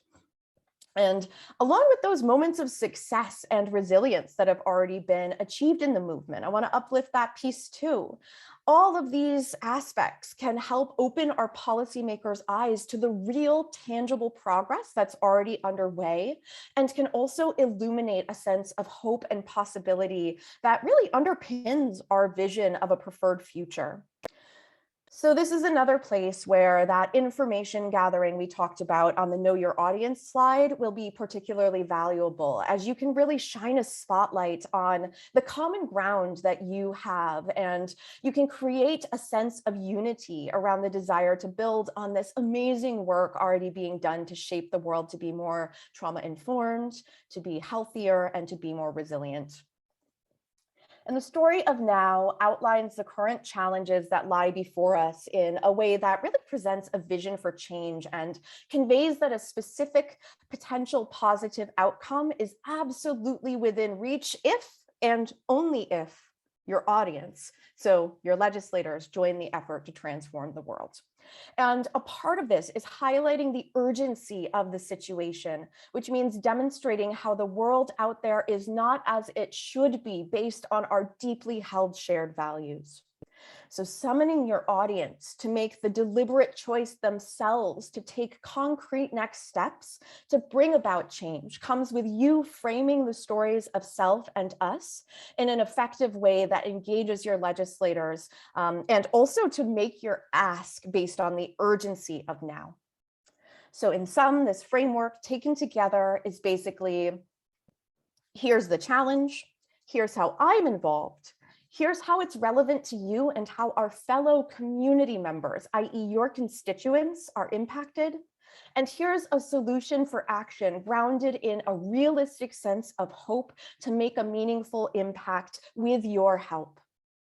So by weaving together the stories of self, us, and now, you can construct compelling, authentic, and inspiring narratives in which your legislators can begin to really see themselves as the hero characters of the story, which, as we've been talking about today, can move them to act and grow the power and momentum behind the larger movement that those of us on this call today are all joining together to advance. I also want to uplift that in our experience, continually revisiting how you frame this story based on your target audience, as well as the larger conversation happening in the world, can be really important to consider. So in the context of the here and now, new needs are emerging every single moment, and existing needs are compounding on each other, and new understandings about what helps and what hurts are being developed, and policy priorities are shifting, and research is advancing, and, right? And so as the story of now shifts, so too may your framing of the challenge, choice, and outcomes in the stories of self and us, which also means, by the way, that your asks might change. So as I near the end of my time with you today, I'd like to invite you just to take a moment of very intentional time while we're together to reflect on how hearing about this storytelling framework builds on and enhances what has already been talked about today. Some possible reflection points that you might connect to include, what struck you about this framework that might shape the way you advocate next time. In thinking through this framework, what is your core story? As in, what elements about your experience in this movement will stay consistent? And where is the room for you to be flexible and strategic to align yourself with your legislators based on what you both value and care about? Finally, I just want to again uplift Marshall Ganz's written materials and video lectures because he has some really useful and more in-depth works about this storytelling framework, which I have linked for you on this slide in case you're curious to take a little bit of a deeper dive. We also have a worksheet with some of these prompts and boxes that you can jot notes in to help you think about telling your own story through this framework. And that PDF is hosted on Google Drive and is linked in the slides for your access. And I will drop it in the chat as well. I just can't manage all of the toggling, so we'll do it after I'm done here in just a moment. And you're free to use, download, do whatever you'd like with that if it's something you think might be helpful to you. And finally, I just want to uplift that CTIPP is presently in the process of making a robust series of learning modules related to trauma-informed advocacy. And these modules will cover everything from the basics of the policy cycle to more in-depth and advanced advocacy information, like integrating SAMHSA's 6 guiding values of a trauma-informed approach into advancing our shared vision for the future. And we'll be launching that on our site in the very, very, very near future. So please do watch that space as well as your email for updates if you're signed up so you can be informed when the series is launched. And as I pass the mic back to Jen to facilitate a conversation with the amazing guests that we're all fortunate enough to be in community with today, it is my best hope that whether you're planning to tell your story in an advocacy context for the first time or the 50th time, you've emerged from this workshop today with a next small step in mind related to how you can be a driving force in creating transformative change through telling your story, or even by coaching others in doing so if your role lends itself to that. Because we at CTIPP, as I mentioned, really believe that it's important to uplift voices and stories of lived experience. And so many of you are already doing fabulous work. Compelling narratives like yours need to be heard to continue to advance this progress. And as constituent advocates, there's no doubt that each of you holds tremendous power with your elected representatives, and that finding your words and telling your story is what will move both the needles of public opinion and public policy toward a more compassionate, equitable, trauma-informed, and healing-centered future. And I so appreciate sharing this space with you today. Thank you so very much. I am grateful for your presence, your persistence, and your perspectives as we continue to do the work together toward transformative change. And passing the mic back to Jen, our lovely Director of Government Affairs, from whom we heard earlier, to continue the conversation. Thank you so much, folks.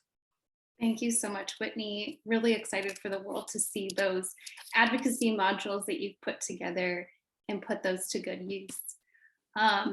Next, I am going to invite one of our special guests, Manya Chilinsky.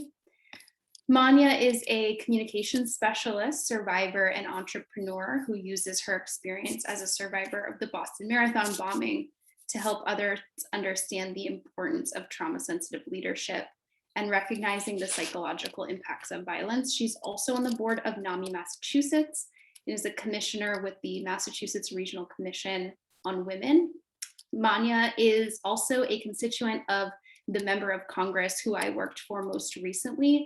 We met when she reached out as a constituent to advocate for trauma-informed policy. She is a great example of using her personal story to be an effective advocate. And we are going to do a little dialogue today. And I look forward to our conversation. Manya, thank you so much for being here. Good afternoon, Jen. I'm really pleased to be able to be here and share my story. Thank you so much. So yeah, my first question for you, I mentioned it a little bit in your introduction, but can you share what prompted you to engage in advocacy around trauma? What led you here? Yes. I got really angry I think that might be something people can relate to. I was at the finish line of the Boston Marathon in 2013 in the bleacher seats, directly across from the first bomb that exploded. And, it was confusing, difficult, scary time. And thankfully, I walked away that afternoon without any physical injuries. And I thought that meant I was okay. And it turns out I wasn't. I really struggled with all sorts of the effects of trauma that I'm sure many of the folks on the call today can recognize, panic attacks and intrusive thoughts and trouble taking care of myself. And the first thing I started to do was watch the news and pay attention to what people were talking about to find out if other people were experiencing what I was experiencing. And there was nothing. People weren't talking about the emotional effects. And I felt alone, and I felt like it was my own fault that I was feeling bad. And eventually learned that that was not the case, and started to get really angry that the response didn't include any kind of robust support for people with mental health wounds, not even validation that what we experienced was real. And that's what kind of led me down the path that ended up talking to you on the phone. Thank you so much. And I so benefited from you reaching out. So last year you introduced a bill. We first spoke on the phone, but then you went on to introduce a bill with this member of Congress to support survivors like yourself, people with your experience. Can you share a little bit about that bill? Sure. HR 5703, Post-Disaster Mental Health Response Act. And Jen, you may remember I asked you to send me the text of the bill before I officially endorsed it. And it was 2 very short paragraphs, because I realized it was just making a change to an existing law, the Stafford Act, and expanding the crisis counseling and mental health services support for emergency declarations, not just major disasters, which is what it is now. And to me, I thought, like, that's amazing. That's such an easy fix. Whether or not it's going to happen and it's easy to accomplish, but it seems so clear. Yes, we just need to make this simple change. Yeah, that's a great summary. And I think the bill text is so short, but it's such a big impact with such a simple fix. I mean, the crisis counseling program is that community-based response. It provides free services. It trains, your neighbors in, mental health, response and how to be supportive neighbors. It's so trauma informed, and, this bill would just make that available after any sort of disaster, whether it's, a terrorist attack or a mass violent event or, a hurricane or flood or things like that. So, you really were the inspiration behind this bill, which is really gaining speed, moving through Congress, but it's, stands to benefit such a diverse group of people and really stand in a gap. But I know that the introduction of that bill, didn't happen overnight. And so I want to, demystify a little bit, what was that advocacy process like? When did you first reach out to your member of Congress? What was it like working with her office? Just so other folks on the call can get a sense of, what's realistic. Sure. I'm going to be honest, when I first reached out to Congresswoman Presley's office, I didn't even really know what I was asking.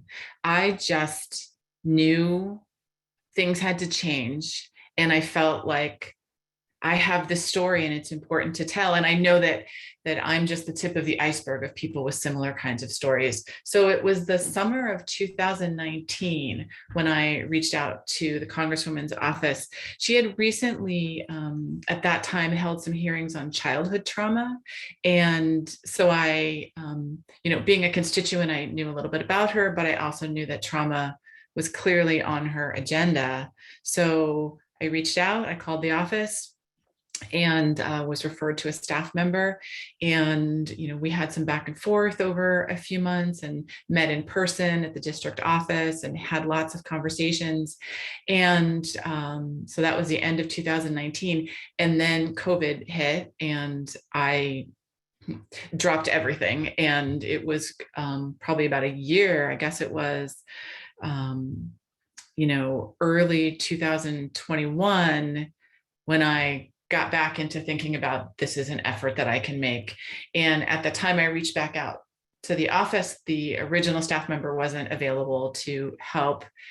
And it took a little while to identify who was the right person. And through that process and through reaching out to different team members, ended up being connected with you, which turned out to be the right person. Yeah, I think that's such a good example because relationships really matter, right? These are relationships between human beings. Some people are paid staff members and others are just telling their personal story, but it can take some time to build that relationship and that trust, and the timing is always really important. And so it does take persistence. It can take persistence. And, I'm grateful that you didn't sort of give up as people in the office were sort of transitioning.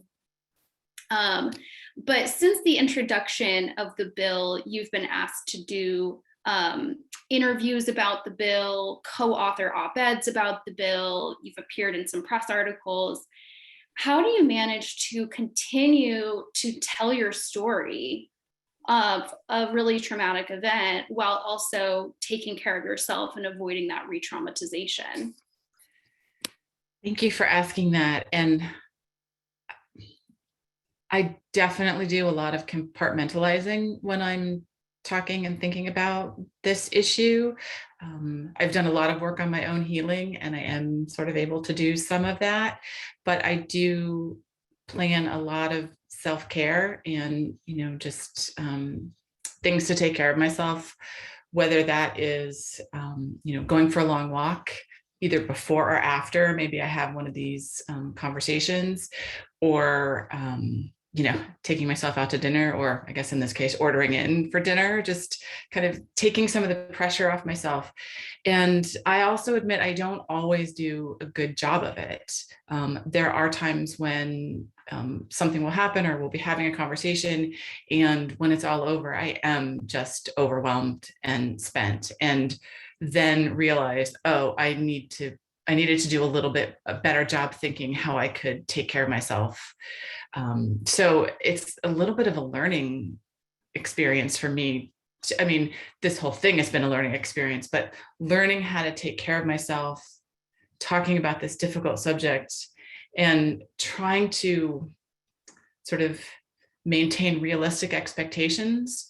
Once the process started and I realized things were happening, that is a constant balancing act, I would say. That's such a good point about realistic expectations. I mean, change doesn't happen overnight, and so that's such a good point.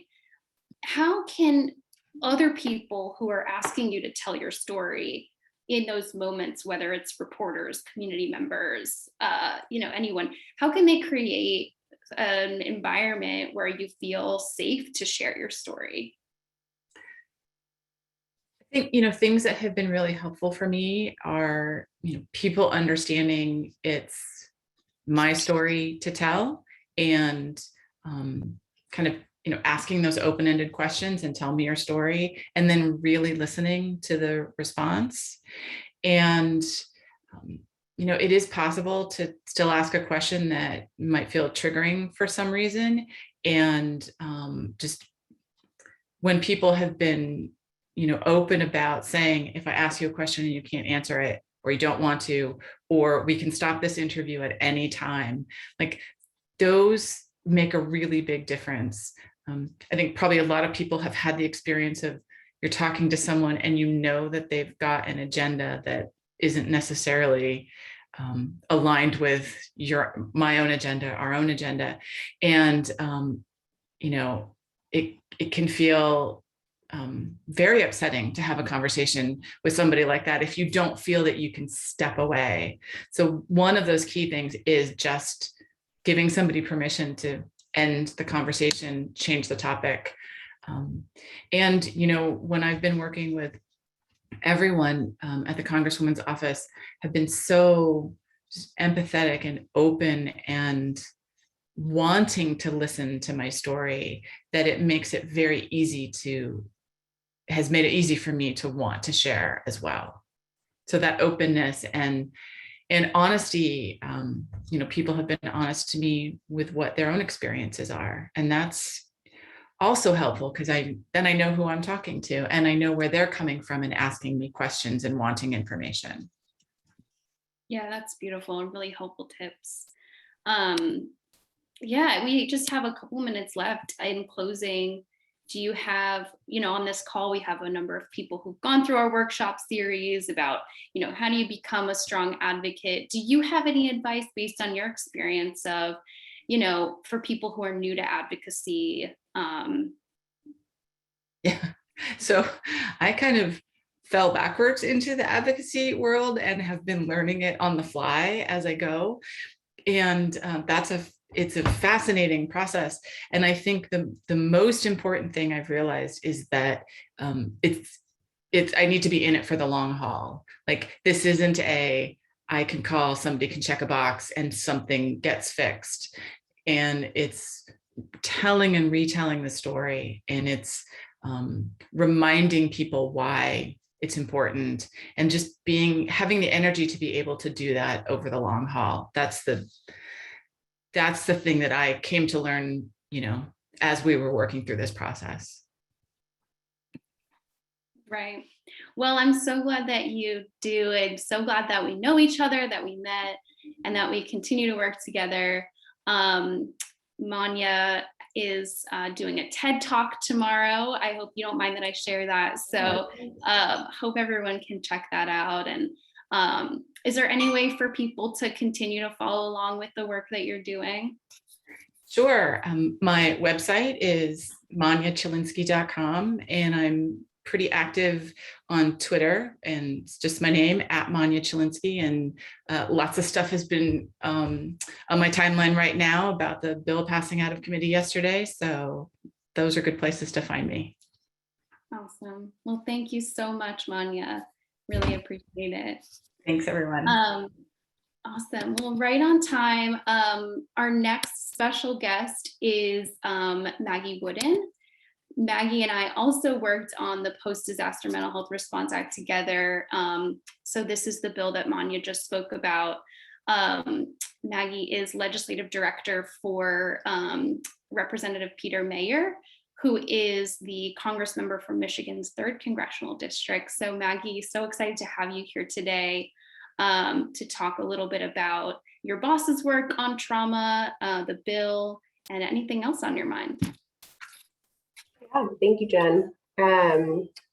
Yeah, so as you mentioned, my boss, Congressman Meyer, was one of the co-leads on the post-disaster mental health bill, which I'm not sure if it was shared earlier in the prior presenters' comments, that the bill just actually passed out of the T&I committee on a unanimous vote, which was great. So we're really excited to see it moving forward. We hope to see it, you know, with this committee progression. We're hoping that it can get to the floor soon. This bill is of particular interest to my boss, given that he worked in disaster response efforts for Team Rubicon.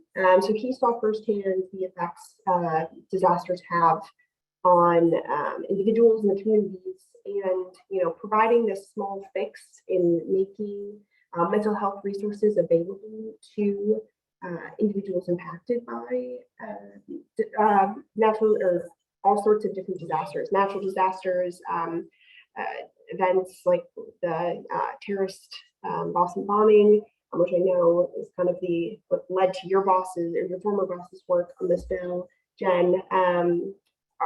These are all events that require additional levels of support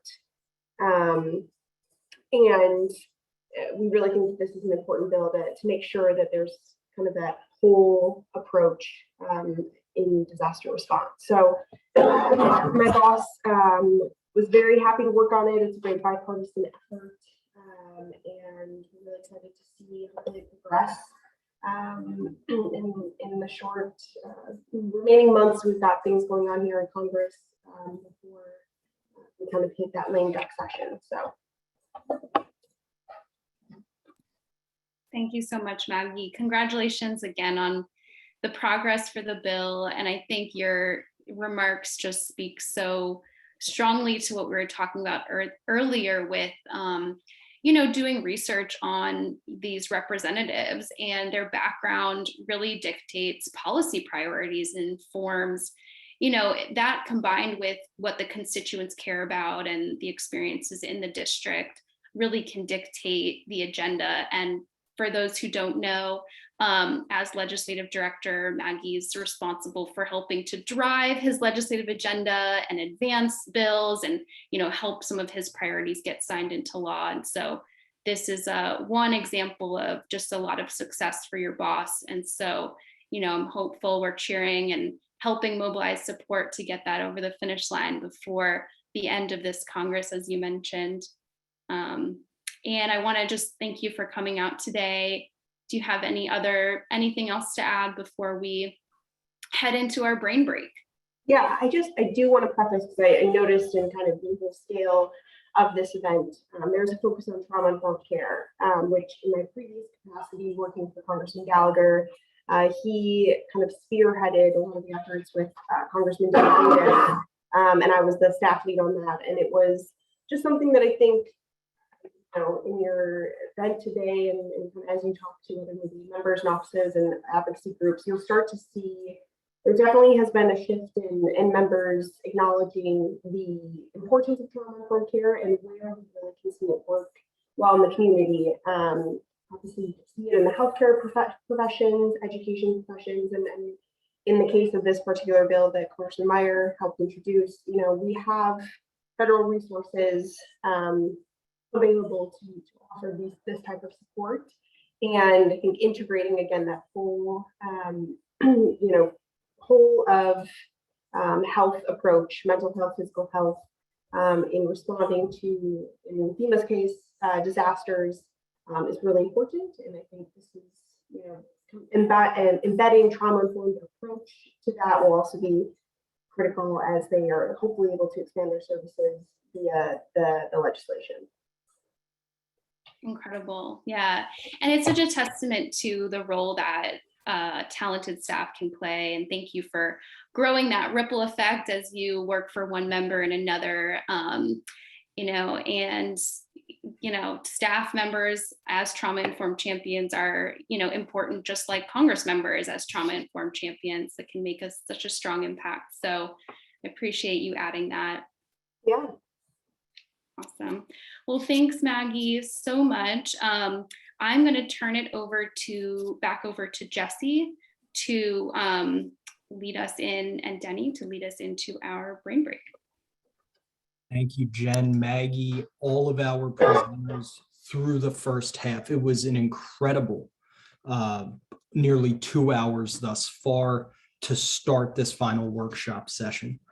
So a huge thank you, a tremendous amount of gratitude for what was shared so far, all of the activity in the chat. Thank you for continuing to participate in this. And I will turn it over to Denni to introduce our brain break, which, like Denni said at the beginning of the session, is going to be a little bit different. So Denni will go into the neuroscience behind this brain break, and then I'm happy to participate in my part of it in a bit. But Denni, go ahead and help us understand the brain a little bit better, please.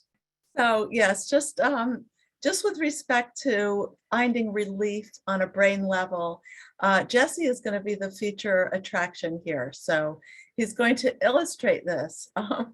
But basically, there's a couple of things that helps our brains. Like we know on the surface that it helps us feel better and it reduces stress. It reduces depression, even, and anxiety and other sorts of mental health symptoms, including post-traumatic stress symptoms. But not everybody knows exactly how it works. And I'm not going to get into like serious neuroanatomical detail here, but some of the things that Jesse has been orchestrating throughout this series of workshops actually work at the brain level. And so what we're going to do here is illustrate how singing works, and Jesse will feel the benefits of singing because he's going to do it.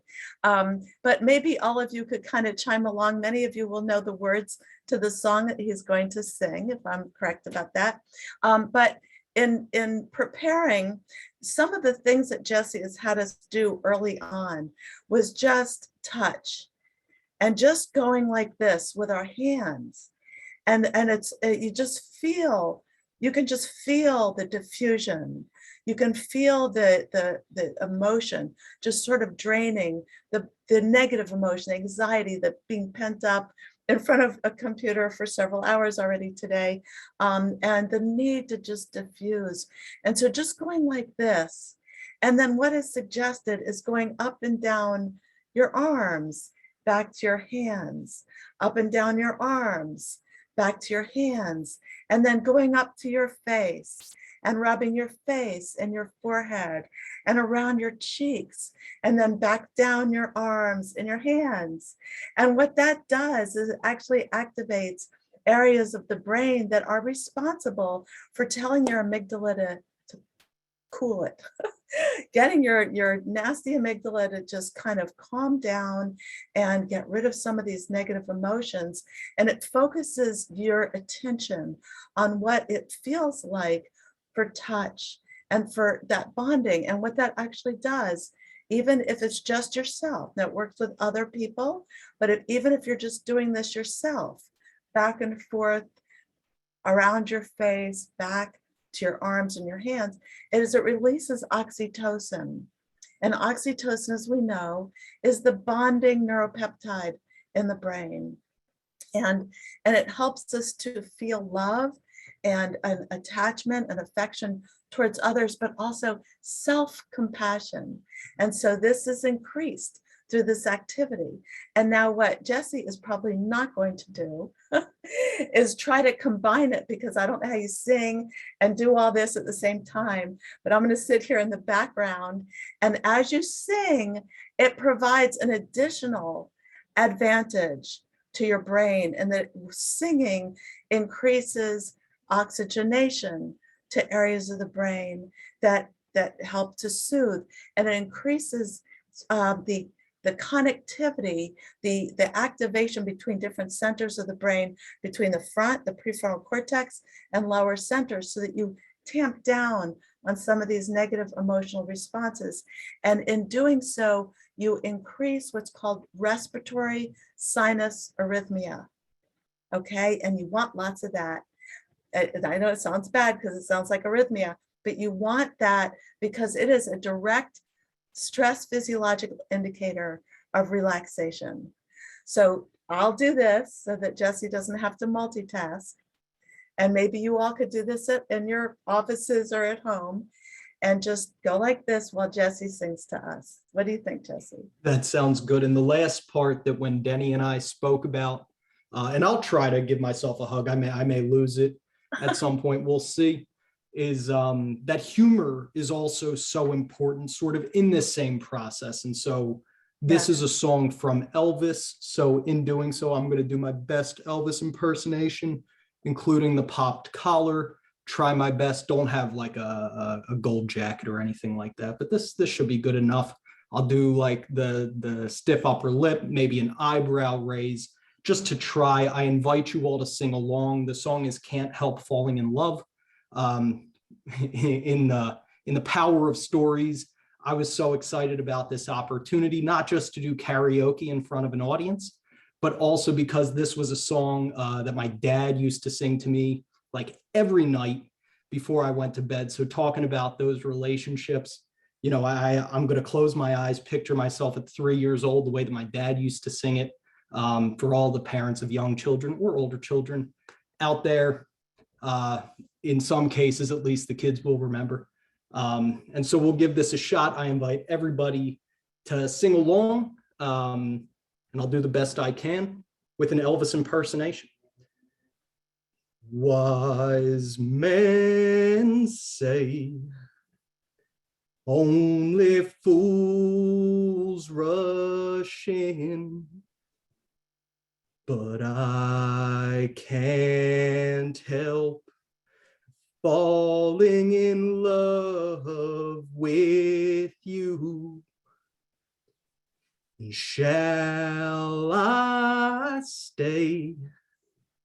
Would it be a sin if I can't help falling in love with you?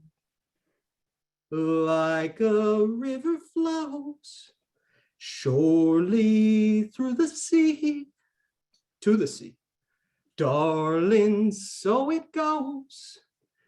Some things are meant to be. And take my hand and take my whole life too. For I can't help falling in love with you. For I can't help falling in love with you. Let's see. Numbers wise, we're all right. So it wasn't too offensive, I assume. Denny, if you want to go with anything else, feel free to. I'll unpop the collar. So much love. Is it? Oh my gosh. Oh, nice. Yes, you must read. Thank you. Thank you very much. Yes, that was just so amazing. So amazing. So now we are all, and the humor part of it actually is, as Jesse said, very, very important in all of this. To some of us, that is our resiliency, is our humor. Laughing, smiling, wearing a scowl is energy draining. Smiling, it moves muscles that actually a reflection of what the brain is doing directly. And it's very soothing. And it's very much a relief. It's very much of a catharsis when we engage in humor. So yes, that was wonderful. Wonderful performance. Hope you all joined in. I will say, if it was that good, we could go like multi-platinum, just fund the entire effort through like a cross, country tour, all that stuff. That would be fantastic if there's a big enough fan club, but I would imagine not. I'm not that good, I know. But yeah, hope that was good and enjoyable for all of you. As we move into the second half, we will get away from singing and back to the trauma-informed, prevention-focused work. But I invite Dan Press to come on camera, because the first thing that we are going to do as we get back into this second half of this workshop session is watch a few videos from federal elected officials, one state elected as well, about the importance of what we've been talking about throughout this entire workshop session. And we're going to start off with an opening statement from a House Oversight and Reform Committee hearing back in 2019 on childhood trauma from Forever Chairman Elijah Cummings. And so Dan, want to turn it over to you as someone who was there that day about the power of that hearing, and then I'll show Chairman Cummings' opening statements. Thank you, Jesse. But rather than relaxing me, that break has gotten me really worried that we're going to lose you as our executive director, because you're going to hit the entertainment industry. Nah, So, it would just give us the hopefully- opportunity to fund CTIPP at a different level, so no worries there. Okay. Yeah, you'll do both. Hi, I'm Dan Press. I'm the general counsel for CTIPP. And when CTIPP first started going up to Congress in advocating for trauma-informed legislation, we really got blank looks. People didn't know about the ACE study, even though it was 20 years after the ACE study. They didn't know about the ramifications of trauma for suicide and substance abuse and diabetes and obesity and all the other things we know about now. And then in July of 2019, Congressman Elijah Cummings, who was chairman of the very powerful Oversight and Reform Committee in the House, with a lot of encouragement from Jen's old boss, Congresswoman Presley, held the first hearing ever in Congress on trauma. And after that hearing, no one is going to ever forget what trauma is all about. It was the most powerful, impactful hearing I had seen in my 50 years working with Congress. And what's fascinating about it is there were two panels, and it followed the script that we heard earlier today. The second panel was on science. We had academics talking about the physiology, the neurology, neuroscience of trauma. But the first panel was storytelling. And it was the storytelling panel that is people will never forget. There were 4 witnesses. Each one had suffered trauma and then had gone on to create an organization to help people who had suffered similar trauma to heal. Somebody had suffered sex abuse, somebody who had suffered parental abuse, someone who suffered PSTT. And they each got up and told their stories. And there were 45 Congress people in the room covering the full spectrum of very, very liberal to very, very conservative. And after they finished testifying and answering questions, Congressman Chair Cummings said, "Okay, thank you very much. The panel is dismissed." And as they stood up to leave, the Congress people stood up and applauded them. And it's the only time in all of my time working with Congress I've ever seen Congress people get up and applaud the witnesses. It shows you what an impact the storytelling had, reinforce everything that Whitney was telling us. And it's something they'll never forget. And unfortunately, Congressman Cummings passed away just a few months after the hearing. But hopefully the memory of that hearing is now embedded in the minds of so many congressmen, the 45 of them congresswomen, congressmen, who sat in that hearing, and will give us the ability to build and create trauma-informed legislation. So with that, I urge you to listen to Congressman Cummings, because he really had a vision. And at the very end of this session, one of his visions was for the city of Baltimore that he represented to become trauma-informed. And that has occurred. You'll hear Zeke Cohn, a councilman from the city of Baltimore, talk about the legacy of Chairman Cummings in the city of Baltimore. So with that, Jesse, you want to show the video? I thought about this hearing. I could not help but think about the 1997 film of Good Will Hunting. If you'll recall, in Good Will Hunting, we had Matt Damon and Ben Affleck and Robin Williams. And Matt Damon played as a troubled youth. And his psychiatrist, played by Robin Williams, was trying to help him because he kept getting into trouble. You remember that? And for some reason, there is one sentence in that entire film that I shall never forget. When the psychiatrist, played by Robin Williams, went up to the young youth who had been in and out of trouble and had all kinds of problems, and he said these words. He said, "It's not your fault. It's not your fault." And so today we are examining a critical issue that does not get enough attention here in Congress or throughout the nation: childhood trauma. Childhood trauma is a pervasive public health issue with long-term negative health effects that cost the United States billions of dollars.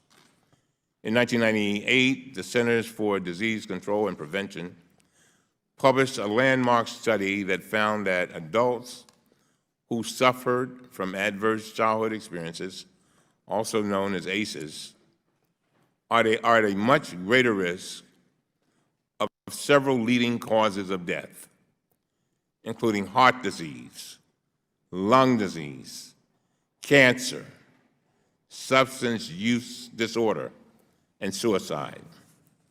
The study examined the effects of adverse child experiences such as abuse, neglect, or separation from a parent.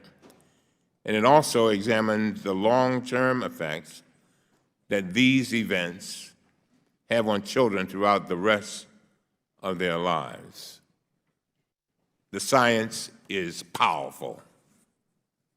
Traumatic experiences can injure the developing brains of children, create lifelong impairments to their ability to manage stress and regulate emotions, and significantly increase the likelihood of negative health outcomes.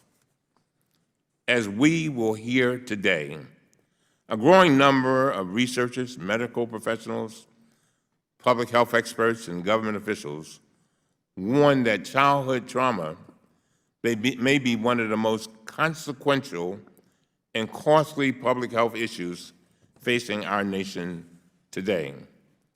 The CDC recently estimated that cases of substantiated child maltreatment in 2015 alone will generate consequences that will cost the United States $428 billion.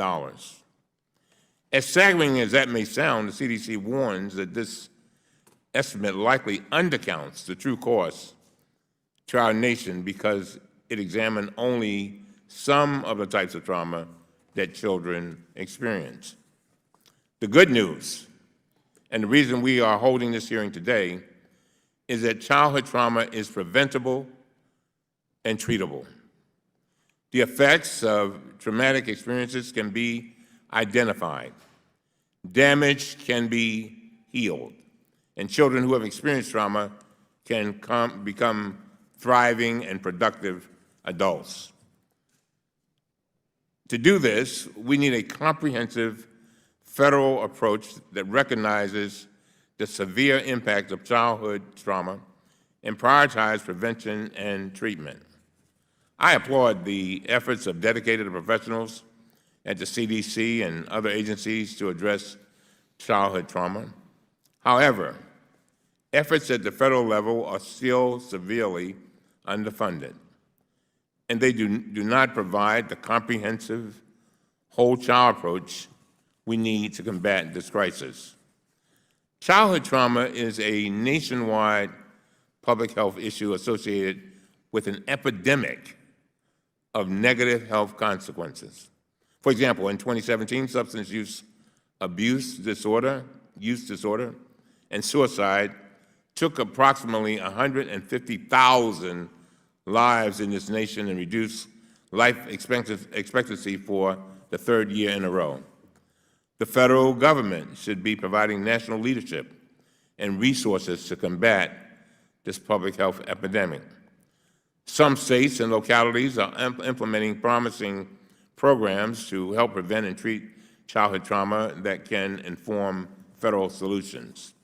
State and local health agencies are on the front lines of the childhood trauma crisis. They are confronting many of the negative health consequences that trauma produces. Sadly, I see this every day in my city of Baltimore, where far, far too many of our community's children are suffering severe trauma, including experiencing or witnessing violence or losing parents to violence, incarceration, or substance use. As we will hear today, and state and local agencies are pioneering innovative interventions to address the crisis, and I want to thank all of our partners in this effort.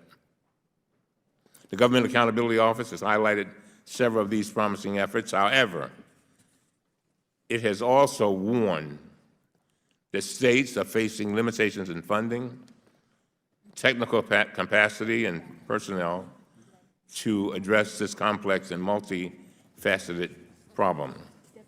I often tell my staff that when people come into my office who are troubled, that they must remember that many of the problems that they suffer today started when they were a child. And there are two paths of life, I tell them. There's one path that is your destiny. The other path is development. And you've got to have both. And so, as a nation, we have a significant economic incentive, and more importantly, a profound moral imperative to ensure that our children have the opportunity to thrive and succeed. That is why we are having this hearing today. And I want to thank all of our witnesses. Everybody is here. And now I am pleased to yield to our distinguished ranking member, Mr. Jordan, for his opening statement.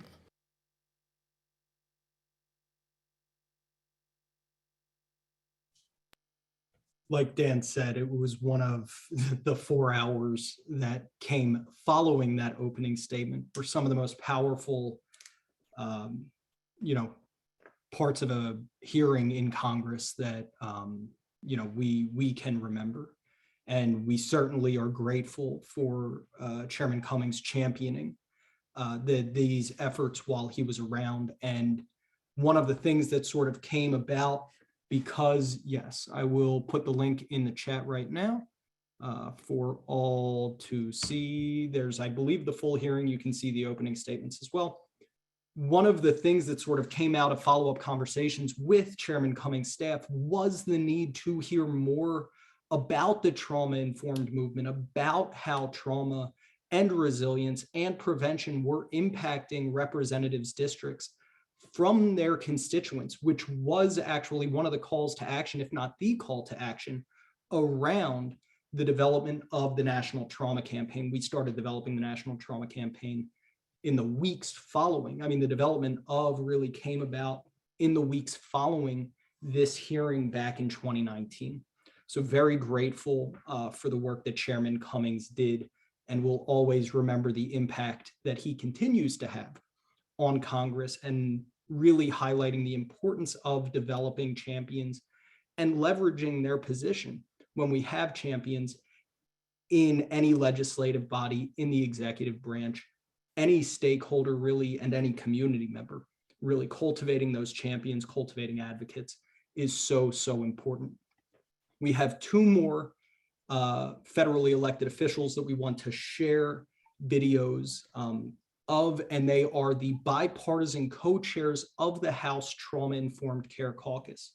So we will start with Representative Mike Gallagher from Wisconsin, who Maggie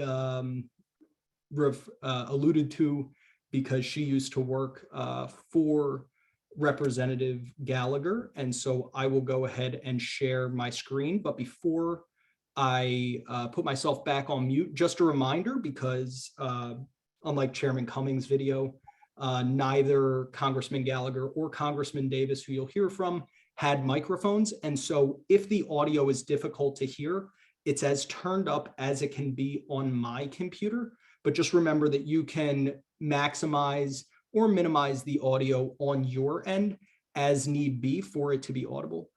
So I'm going to go ahead and share these videos. Hi everyone, Congressman Mike here, and I'm sorry that I'm not able to speak with you in person today, but I'm glad I'm able to talk to you virtually about something that has been a focus of mine since I came to Congress, which is trauma-informed care. As you all know, nationwide, millions of children, adults, and veterans have experienced at least one traumatic experience. And if left untreated, this can create a lasting stress that negatively impacts our schools and communities. In children, we see this lead to certain developmental challenges, increased rates of incarceration, and substance abuse. And in our veterans community, we see this lead to difficulty re-entering the workforce, and in some cases, some devastating cases, suicide.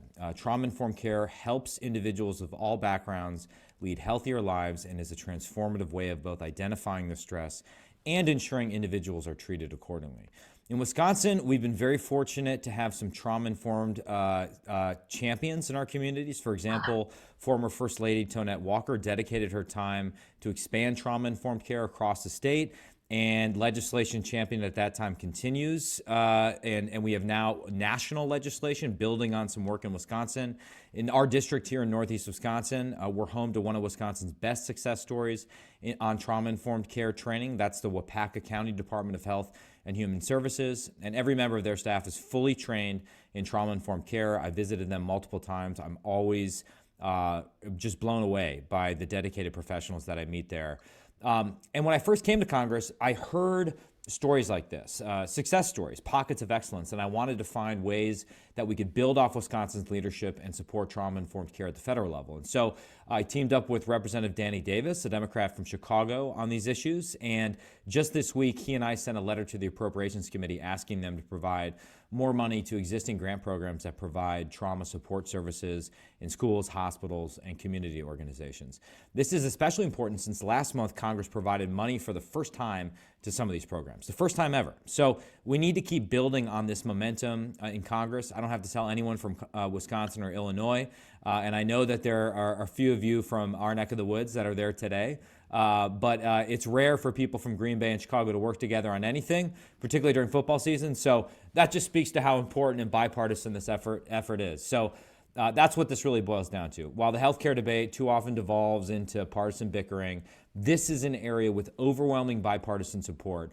And when I first came to Congress, for example, I introduced a resolution recognizing the importance of trauma-informed care, which passed the House with unanimous support. Quite honestly, I was surprised by that. It's rare to get unanimity on anything in Washington, D.C. So, and additionally, the bipartisan bicameral opioid bill signed into law in 2018 included a number of trauma-informed care provisions that focused on the intersections between substance abuse and trauma. So we still have much more work to be done, particularly after seeing the devastating stress and mental health issues that have arisen, particularly in kids following the COVID-19 pandemic. But fortunately, this movement is only gaining momentum, thanks in no small part to you all and groups like the Campaign for Trauma-Informed Policy and Practice Group. I know with your help, we can continue to advocate for trauma-informed care and ensure that more organizations across the country become more trauma-informed. So thank you, thank you, thank you, and I hope you have a great rest of your conference.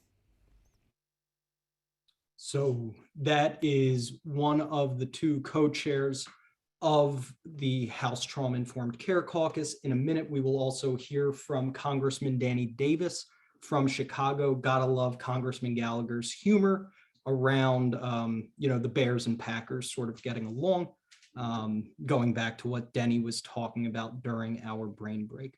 But I'm going to go ahead and share this video that Congressman Davis sent to us as well for the workshop session. All right. This is Congressman Denni Davis, and I want to thank the organizers of this conference and the over 3,000 registrants for putting the issue of trauma front and center, and for specifically discussing how public policy can prevent and ameliorate trauma. I want to tip my hat to the over 100 Illinois organizations who are attending the conference as well. I know firsthand about how trauma affects individuals, families, and communities. As a matter of fact, I live in a community that has been bereft with gun violence for a number of years, which is an indication to me that there are far too many guns in the hands of people who should not have them. In Chicago, 1 out of every 5 teens aged 15 to 17, South and West Side, have witnessed a shooting. Trauma from substance abuse and children entering foster care, Sorry, say that one more as time. well as many other issues. I lead the Rise from Trauma Act with Senator Dick Durbin to expand the trauma-informed workforce and increase resources for communities. I am proud that we've already had some big successes with trauma policy. We created a task force across agencies to establish a national strategy and promote trauma best practices across all relevant grant programs. We've created a new $50 million mental health in schools program, increased funding for the National Child Traumatic Stress Network.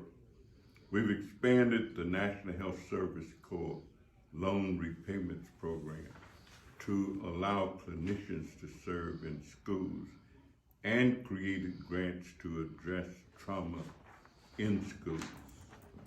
I'm proud to co-chair the Congressional Trauma Informed Care Caucus to educate congressional leaders and staff about effective evidence-based interventions shown to improve health education and well-being of Americans, young and old. Trauma policy is a unique opportunity for Democrats and Republicans to demonstrate a shared commitment to our nation's health and well-being.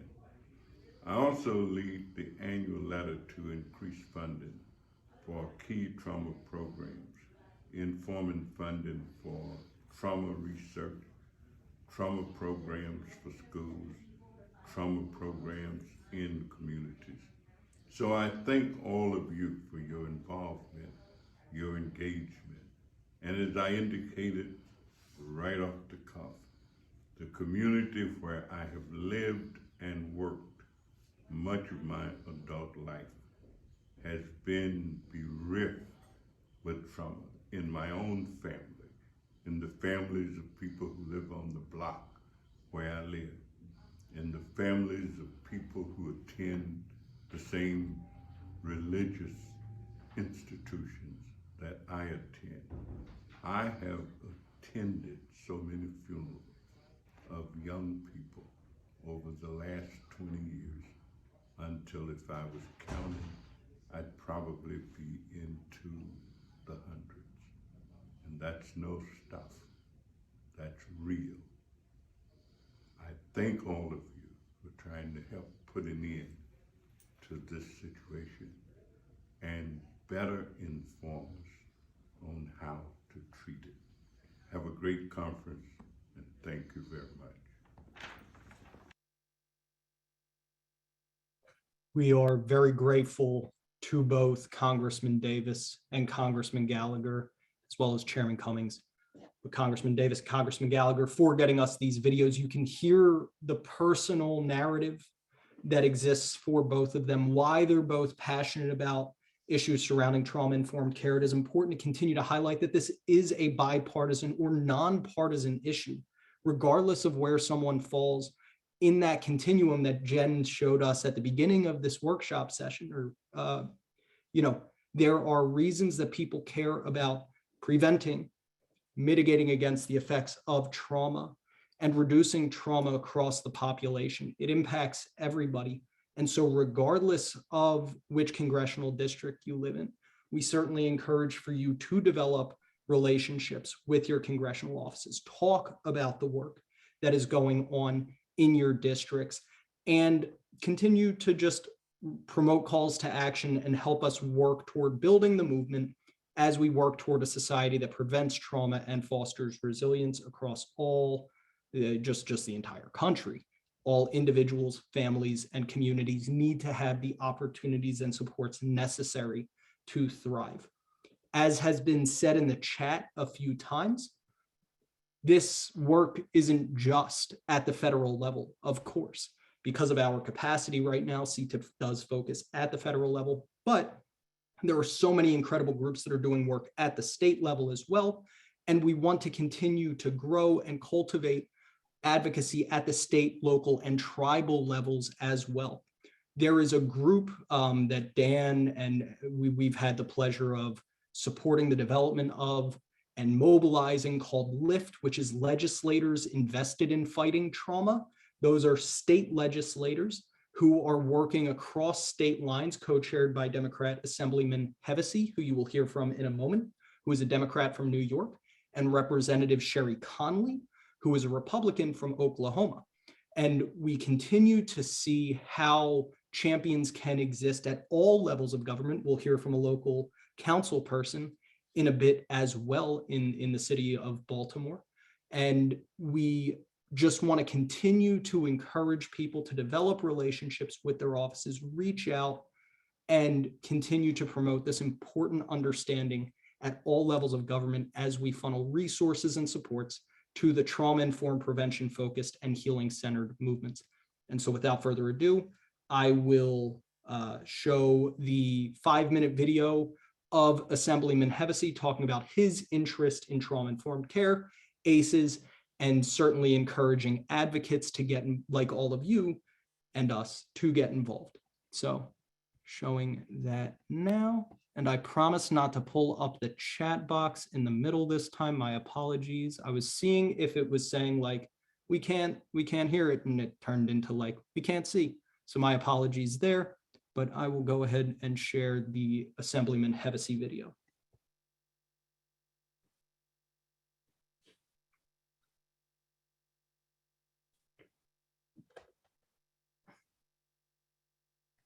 When you connect with the legislator and they understand and can both sympathize and empathize with your position, and they get emotionally invested to try to work on whatever problem it is.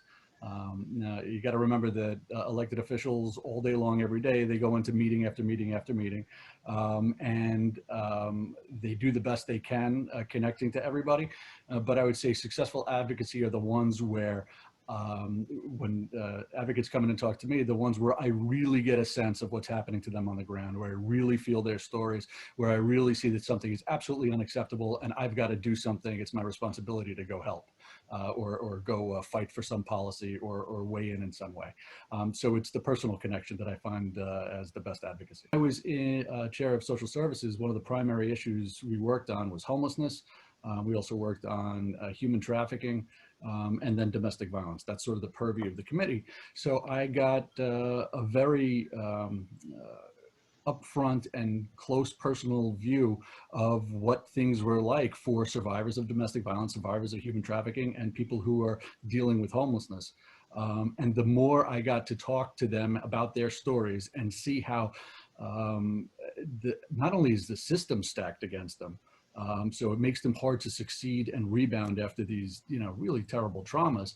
But in many cases, we just re-traumatize people once the government tries to get involved and help, which is just not good.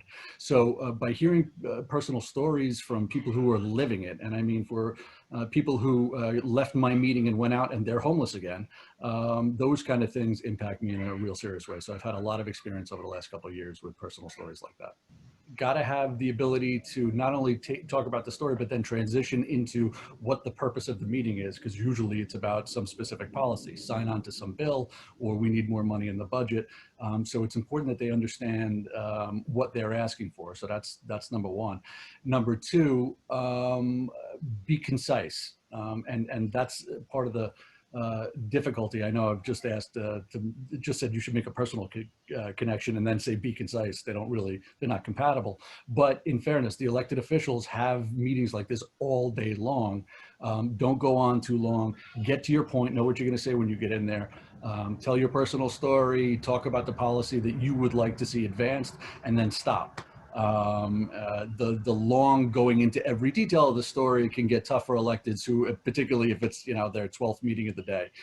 So I would be concise. I would know the substance that you're asking for, and then just be completely brutally honest about what's happening in your life if you can. And I know that's really hard for people to do. I have trouble doing it when I go into other meetings, but it's that kind of stuff where you really explain what's happening with you that connects. I've been pushing a rent supplement for homelessness for the past 5 years. I think we're going to have some good results this year. That has the ability to help tens of thousands, maybe hundreds of thousands of people in New York State, including, tens of thousands of kids that's homeless. Good public policy really helps people, but it's not the policy like ACEs is that has sprawl into every part of modern society. So the argument that I've been making is if you're able to prevent trauma or help the kids by giving them trauma-informed services, you're preventing societal problems that run the gamut. You're stopping them from having healthcare issues that cost a lot of money. You're stopping them from failing out of school. You're stopping them from going to prison. You're stopping them from being on public assistance in perpetuity. You're stopping them from the high rates of suicide. You're stopping them from a life potentially ruined by alcohol and drug abuse. So if you focus on this one policy, you can affect the entire society. And I have been in this business now 15 years as an elected official. I have never seen a policy that has more upside to potentially do positive benefit for society if we focus on it and do it right than childhood trauma. It's the linchpin. It's the causal act that is manifesting in terrible societal costs for us. The worst problems, generational poverty, homelessness, alcohol and substance abuse, you get the idea. So no other policy, no other focus does that except for childhood trauma. And that's why I think it's the #1 priority for all policymakers, certainly the #1 policy for me for the rest of my career. And it's the reason why I switched and moved to the Children and Families Committee, because I want to get into the business of preventing these problems before they happen. So as you can see across various levels of government, across both parties and around the country, addressing these root causes of so many of our society's most difficult issues that we continue to try to face is critical. And that is the role of advocates. So very, very grateful again for Chairman Cummings, for Congressman Gallagher, Congressman Davis, and Assemblyman Hevesi for sharing their videos. Unfortunately, not able to be with us today, but very grateful that they were able to share their words of wisdom and support for this movement. With that, I want to turn it over to Denni, who will take us to the next part of this workshop session. Yes, so that was great. It really gives you hope. We're going to mix it up a little bit, Dan, and ask Zeke Cohen and Philippe to speak before us, if that's okay with you. It flows so nicely from the presentations that we've just heard. So if it's okay with Zeke and Phil, I'm going to go ahead and introduce Zeke Cohen, who is the Baltimore City Councilman and leading actor in the Healing City Act. Awesome. Well, it is great to be with you and good to be with some friends and Dr. Phil and Jesse and everyone else. I am going to screen share if that's okay. Hopefully I will not mess this up. I want to make sure. All right. Hang on one sec. Sorry, y'all. All right.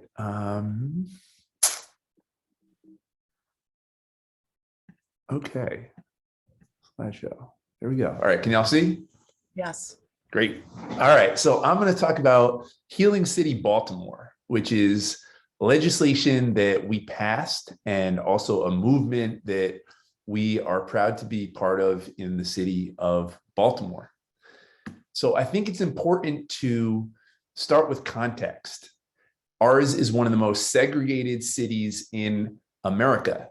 And the reality in Baltimore City is that if you are born in Roland Park, which is a predominantly white neighborhood, you are expected to live, on average, more than 20 years longer than if you were born in Sandtown, Winchester, where I used to teach, which is a predominantly Black neighborhood. And I will argue that that is the result of public policies that my forefathers on the Baltimore City Council passed. Beginning in 1910, we were the first city in the United States to legally segregate through city code. We were followed by Dallas and Newark and a number of other cities, but we were a pioneer in that regard. The map you see in front of you, 1937, this is a redlining map where the FHA would tell banks where they should and should not lend. And in the predominantly Black neighborhoods, they would not provide traditional home mortgages. And so people got brought into really predatory contracts and were not able to attain a home or wealth. Moving forward, we had racial housing covenants where Black folks, Jewish folks were banned from living in certain neighborhoods by the community association that lived there. We had all the different mechanisms by which people can segregate themselves and expropriate wealth and health from Black and brown neighborhoods. We were prime zero for the war on drugs. We were unfortunately devastated by the subprime lending crisis in the mid-2000s. And so Baltimore is really a city that has experienced an enormous amount of disinvestment and plunder from Black communities, which is how we get to where we are today, which is a very segregated city.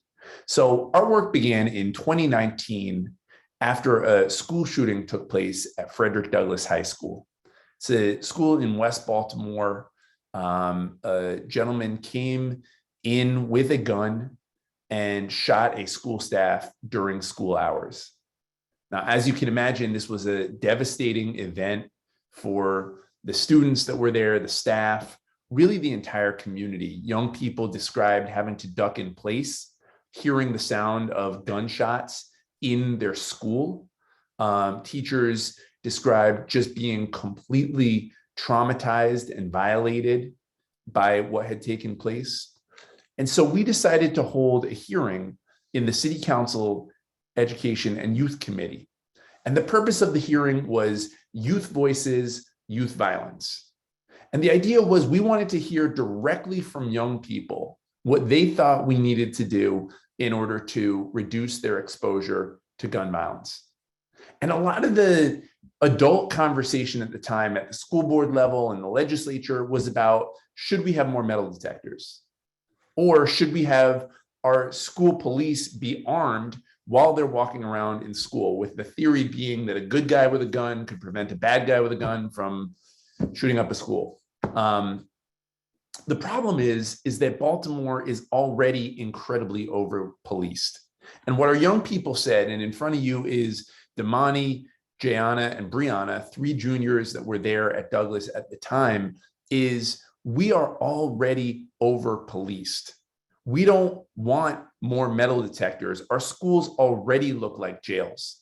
We don't want more guns in our schools. We already have too many guns in our communities.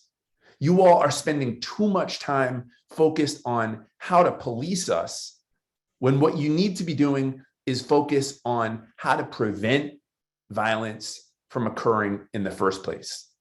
And in only the way that young people can do, they named every single adverse childhood experience in the book.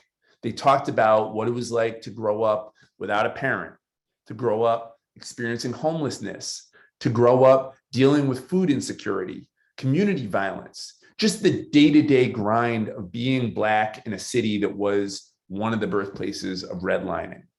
And they looked at us and said, that's what you need to be focused on.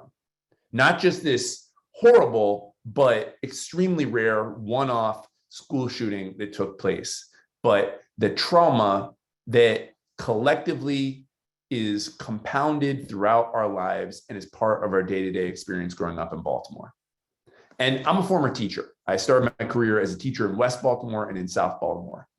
And when you hear young people as a teacher speak with that level of precision and power, it really behooves you to listen. And so after the hearing, I ran up to these 3 and I said to them, listen, I think you're spot on. I think there really is a need for us to focus on trauma instead of just this awful event. But instead of me going back and writing a bill, why don't we work on it together? Why don't we try to write some legislation together? And so we embarked together on a massive citywide listening tour. We listened at City Hall, in libraries, in laundromats, in rec centers, in classrooms. And what we were trying to find out from people is what we could do to legislatively address trauma. And what we heard was a lot of pain, but also a lot of healing. What we heard overwhelmingly was that, this is a city that has experienced many, many lumps, but we also have so many amazing people in different spaces that are doing great healing work. Physicians, barbers and beauticians, educators, young people. I'll never forget, one conversation we had was with a guy named Troy Stanton. He was a barber in West Baltimore, and he was actually shot in his barber shop, and he survived. And he created this thing more than a shop. It's a nonprofit. And what they do is they provide blood screenings and helped during COVID with, they passed out COVID tests, and they work with people in barbershops. And Troy said to me, Zeke, in places like Baltimore, we, the barbers, are the healers of our communities. And he said, when I was shot in my barbershop, I realized something, which is that these are healing spaces. And when people come into the barbershop, they're vulnerable, they're open, they're able to have some really deep conversations in a way that for a lot of people of color, we feel deeply stigmatized and pathologized when we're in the hospital, but not in the barbershop. And the other thing he said was, there's something really healing about touch and about the way we literally put our hands on people when you give you a haircut. And he said, the thing about it is that we touch the victims of violence and we touch the shooters. And you will never know as a barber whether that haircut that you gave might have prevented someone from going out and using their gun. And so all around the city, we heard from folks that not only did we need a legislative approach to solving trauma, but that people wanted to be involved. People wanted to be part of a healing city.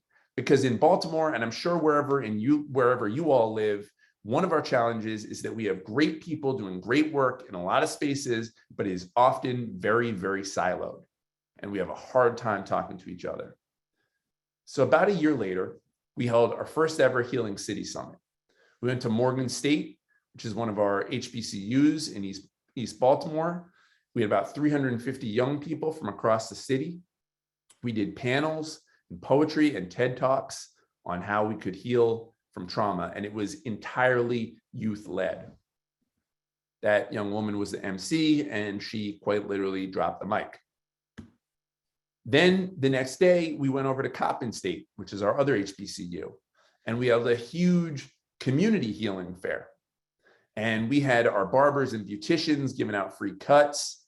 We had a DJ. We had every nonprofit under the sun. We had so much of Baltimore together in one space, and it was beautiful. And then we marched over from Coppin back to Frederick Douglass High School, where the three young people, Brianna, Jayana, and Damani, spoke about what it was like to not only have had this horrific, tragic, traumatic experience in their school, but then what it was like to do something about it and to actually write legislation and to have created a bill for the entire city of Baltimore. And then right there in their school, Mayor Jack Young, who was our mayor at the time, signed our legislation. We called it the Elijah Cummings Healing City Act. And it made Baltimore the first city in America to have legislated trauma-informed care. And I will say that we named it after Congressman Cummings, who I know has been invoked throughout this conference many times, who was, as you all know, a national leader in this work, held that congressional hearing with Jesse and so many other folks, but who also came back to Baltimore and got a group of us together and said, look, if we can't solve this in our own city, what are we doing? And he said to us, I'm not going to be here that much longer. He was very, very sick at the time. He had cancer, and we actually didn't know how sick he was, but he had been sick for a very long time. And he said, you all need to pick up the ball and run with it. And he put his arm on my shoulder. He had been an incredible mentor and friend, and said, run with it. And so he passed away before we were able to finish the legislation. And so we renamed it, we amended the bill and named it the Elijah Cummings Healing City Act. So what does our legislation do? It creates a task force of 38 people, one of whom is Dr. Phil Leaf, who you're going to hear from next. But these are folks from all walks of life. We have returning citizens, we have students, we have beauticians, we have physicians, we have just a huge mix of people. And that task force is tasked with identifying strategies to reduce trauma across our city. Our legislation calls for training of all city agencies in trauma-informed care. And I'm going to get into that a little bit later. And then finally, it calls for a review of all of our policies and procedures within our city agencies with our task force to figure out ways, as the previous legislator had mentioned, that we, city government, are actually causing harm in our communities and how we can reverse ourselves from doing that. So this is a shot of our task force getting sworn in, an amazing mix of people, and that's our mayor, Brandon Scott, behind the podium swearing us in. And this is our faculty. This is who does the trainings. What you'll notice, and what I want to really emphasize here, is that all of these people you see in front of you are Baltimoreans.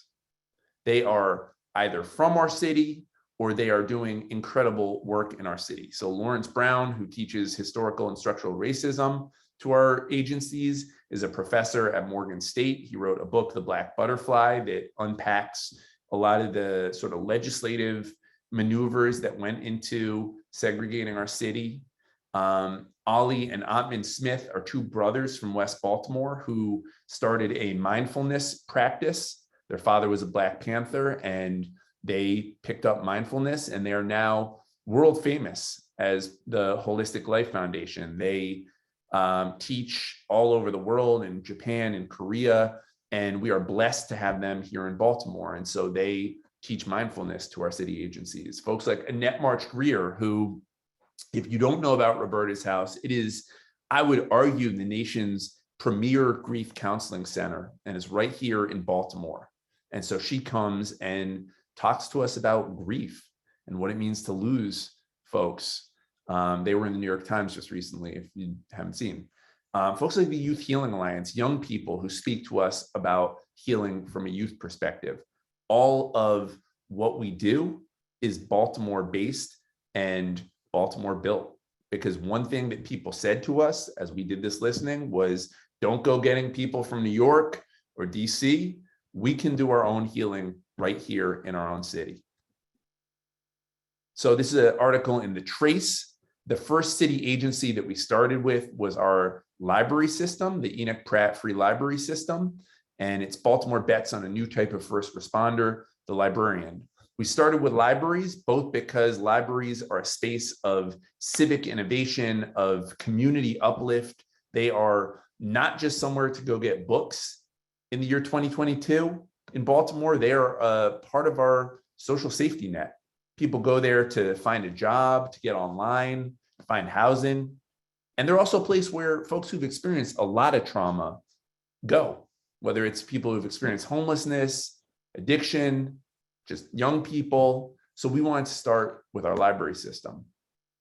One of the things I mentioned, the third part of our bill calls for each agency to review their policies and procedures with a lens toward reducing re-traumatization. So Baltimore, as I mentioned, was ground zero for the war on drugs. In a previous mayor's administration, we locked up over 100,000 people of our own people, almost a sixth of our population, just for minor, mostly for minor, petty drug offenses.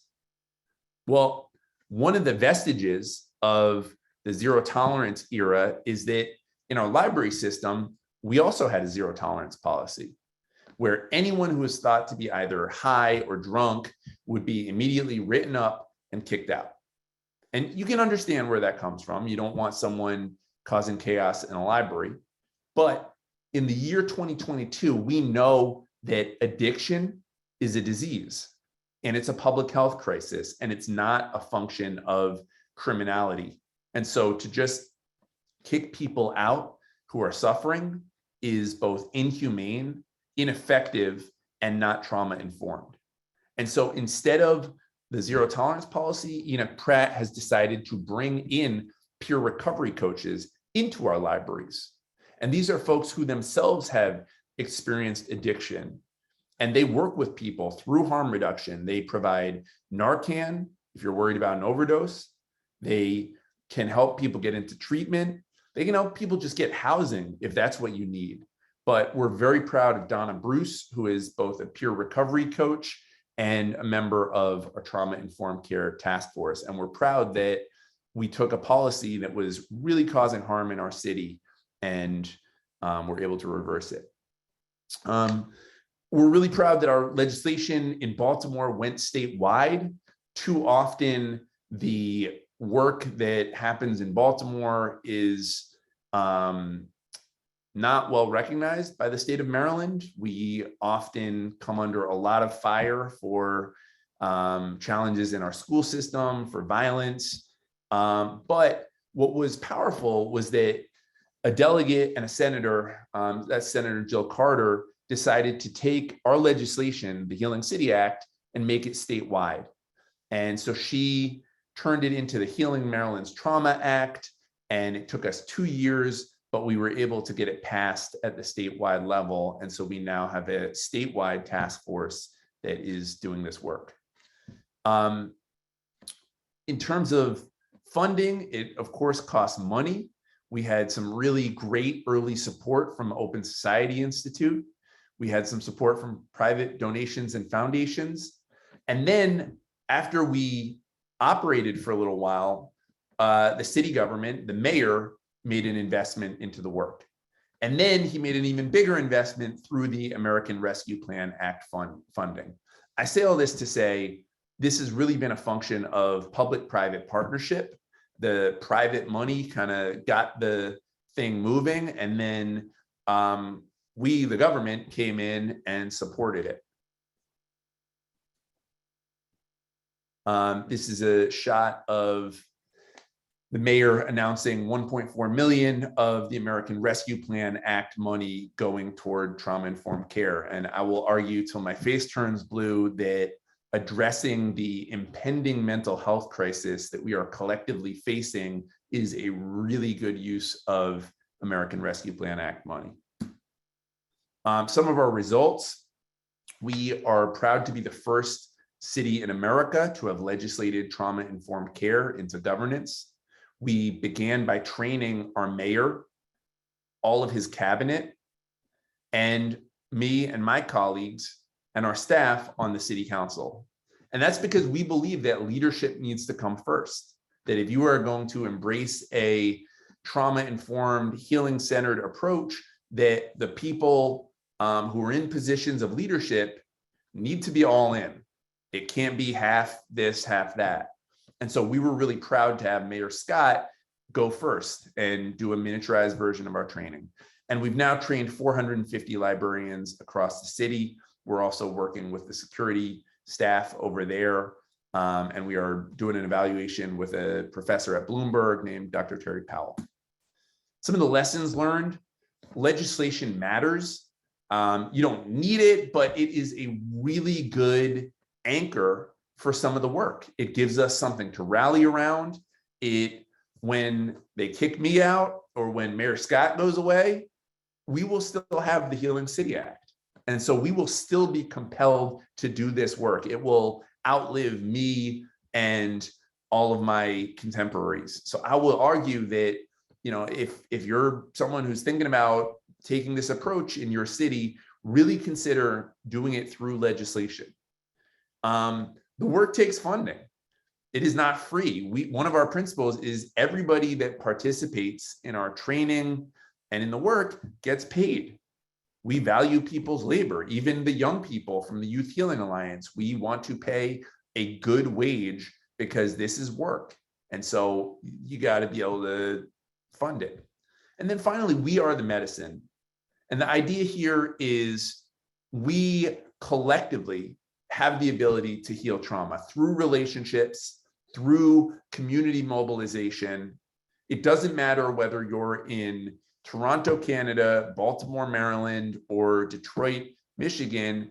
Every city, every municipality has the ability to do this kind of healing work. And we ourselves have the ability to help each other heal. Some of our next steps, and then I'm going to turn it over to my good friend, Dr. Phil. We are getting ready to pivot to our next city agency, which is going to be Recreation and Parks. We know that trauma is a crisis, not just in our libraries, but often in our rec centers as well. And that rec and park have a real, have some real leverage in being able to address it. We are exploring scaling to other cities across the world.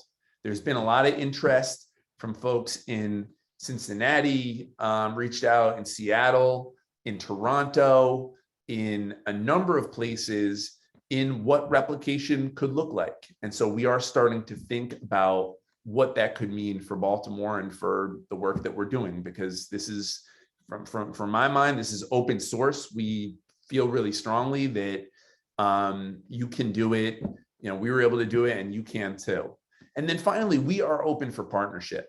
You know, the reason this work has worked so far, and Phil is a great connector, is that we really want everybody at the table.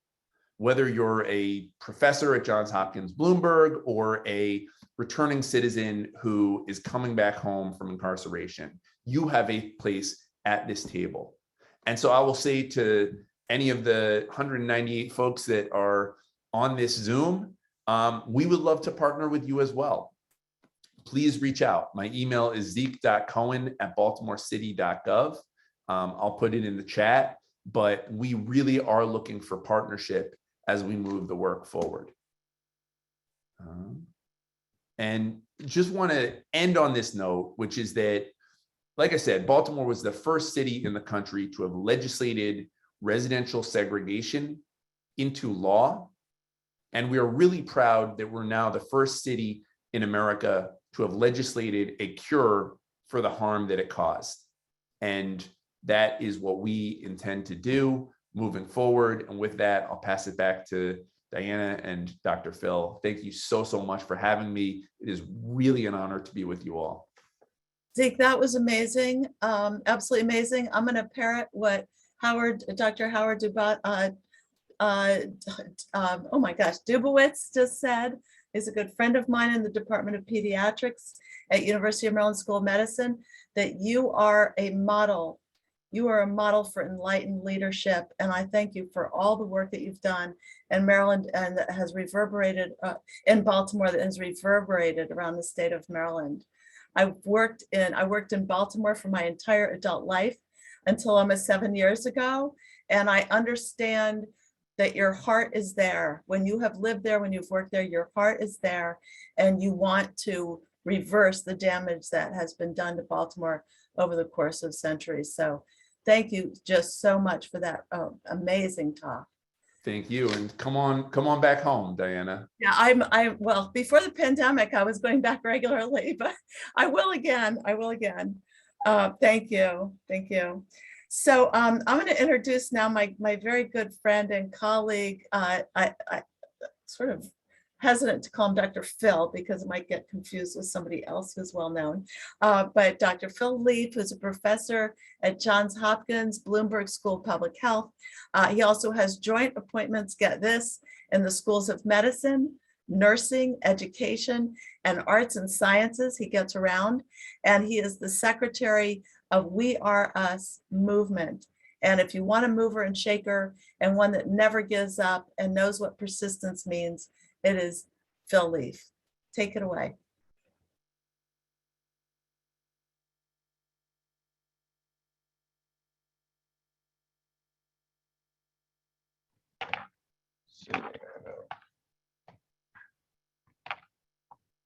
You're good now.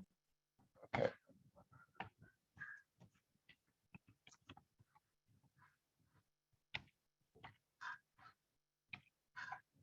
Sorry, let me unshare and start again. Okay, so thanks.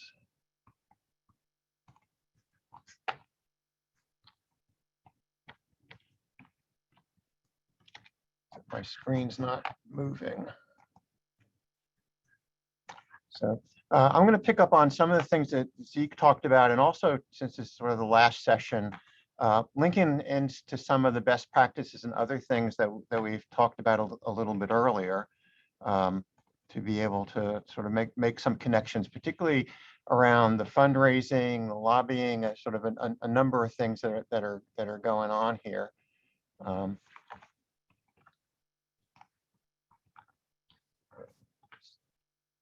We were able to see your slide, your first slide, very well. Okay, let me go back and, all right. So as I mentioned, those are things, but also one of the things that Zeke didn't mention was, even though there's now a task force that the mayor appointed, the We Are Us movement, the Healing Cities movement has continued to meet, but Zeke's continued to chair it. So we both have sort of the formal legislatively constituted group, which is able to deal with the legislation, which, as Zeke said, talked very much about what the agencies be doing, but also are continuing the work from the community perspective and what the community groups want to be doing. Now, also a little bit more to think about Baltimore. So Baltimore, the leading cause of death for children is actually homicide. I don't think many of the other people on this Zoom live in communities where the leading cause of death is homicide, and I hope not. And homicides are actually lower in terms of overall numbers than drug overdoses, suicides, and so we have a lot of these kind of traumas. But as Zeke said, we are the home of redlining, and even before redlining, we are sort of the northernmost part of the South. So racism and structural impediments are in existence for Baltimore for a long time. And so but also as you can see in Baltimore, and I think in many of your communities, even thugs cry. And I think one of the powerful things that he mentioned about our barbers and stuff is that everybody gets haircuts. And so they're actually able to reach out to some of these folks and help them turn their lives around, because they've been cutting their hair since they were kids often. And these, again, thinking about how do we have these quality connected relationships. And the quality connection relationships are some things that they may be through what I'm doing as an academic, but most of what I'm talking about are doing because I actually moved to Baltimore, I guess 31 years ago, because I was doing epidemiologic work and just got really excited about the community people that I were meeting and the great things that were going on in Baltimore. So Hopkins had been trying to get me to come here for a number of years, but I actually interviewed with the community people to say, here's what I'm interested in doing, because that's something I could be helpful with. We also have a lot of these creches around, and each of those bottles is a different person. So when we have these deaths in the city, it's not individuals. And the reason these are outside is in Baltimore, most people don't have air-conditioned houses, and outside is where they need to be. And one of the things that we started doing 20 years ago is getting the police not to hassle these people on the corners if they weren't disrupting. And here you can see the bottles are, nice place. Phil, we cannot see your slides at all now. All right. Yeah, it's trying to. I texted you, but you didn't. Oh, well, not, yeah, I couldn't see. Okay, let's try one more time. Yes, I think you start to share again. So sorry. Let me go try.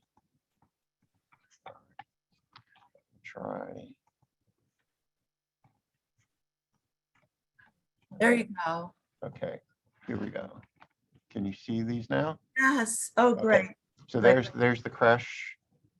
There's the previous one about where thugs cry. And as many people said, we're trying to move this paradigm from talking about what's wrong with you to what happened to you and is what is happening to you. Because again, much of what we've talked about around the trauma and stresses, there are not single incidences. Often these are continuing things that are going on. And as we're trying to think about supports and what to change the processes, we're really talking about changing processes.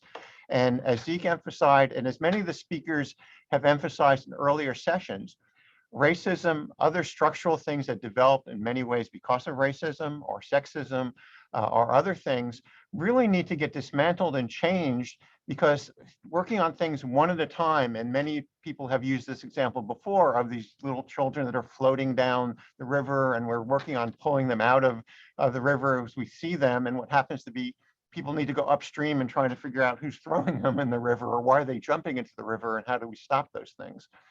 So a lot of times when we're talking about these things, it's trauma, just like that, everything was suddenly different.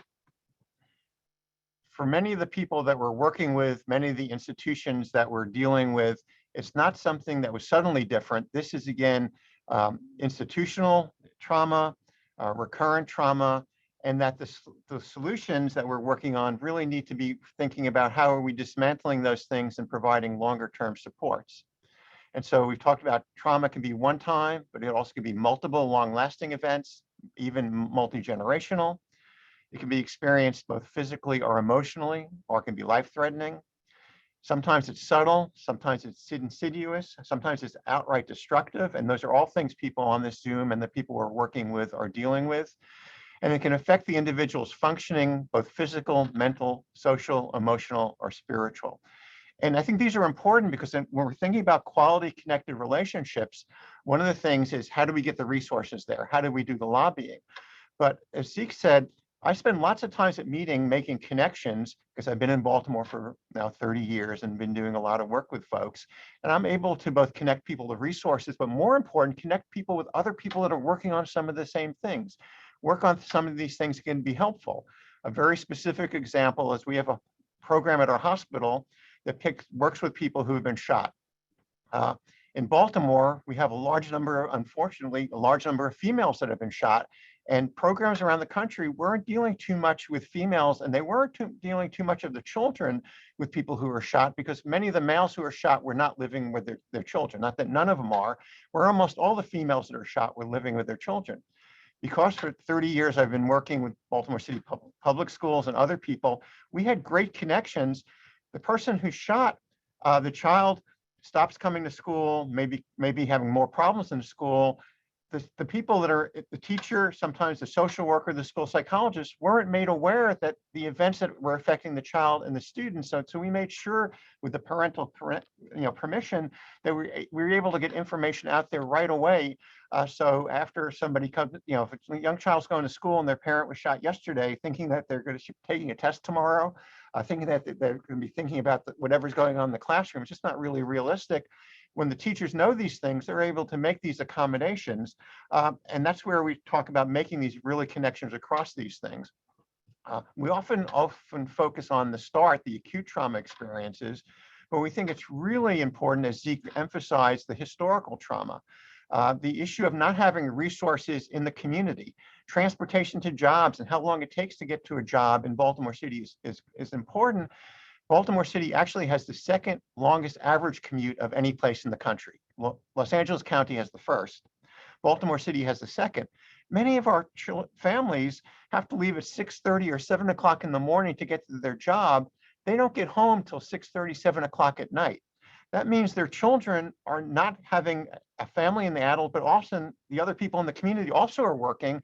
And so it's really important to be talking about how do we put these supports? How do we have after school programs, community school programs? When we're thinking about resources and connections, those are the things that we want to be thinking about from a trauma perspective, which we sometimes don't. As often also the community level trauma, these things aggregate in communities. So how do we make sure that we're getting increased resources to those communities and other kind of things? Because again, a lot of times programs are one person for school or a certain number of children are getting services, but the violence, the substance abuse, the unsafe housing congregates in our communities, in part because of both the structural racism and then the institutional issues such as the redlining, which means we need to make sure we're allocating resources proportionally to where the challenges are, not sort of randomly or consistent across all the funding sources. We also have to recognize that in many cases, children's brains haven't developed, but it also means that, as we know from the resources, for the adults that are experiencing the trauma, their ability to process things.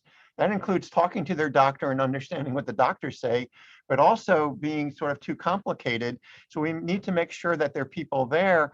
One of the things that we can be thinking about doing is we have expanded community health service workers.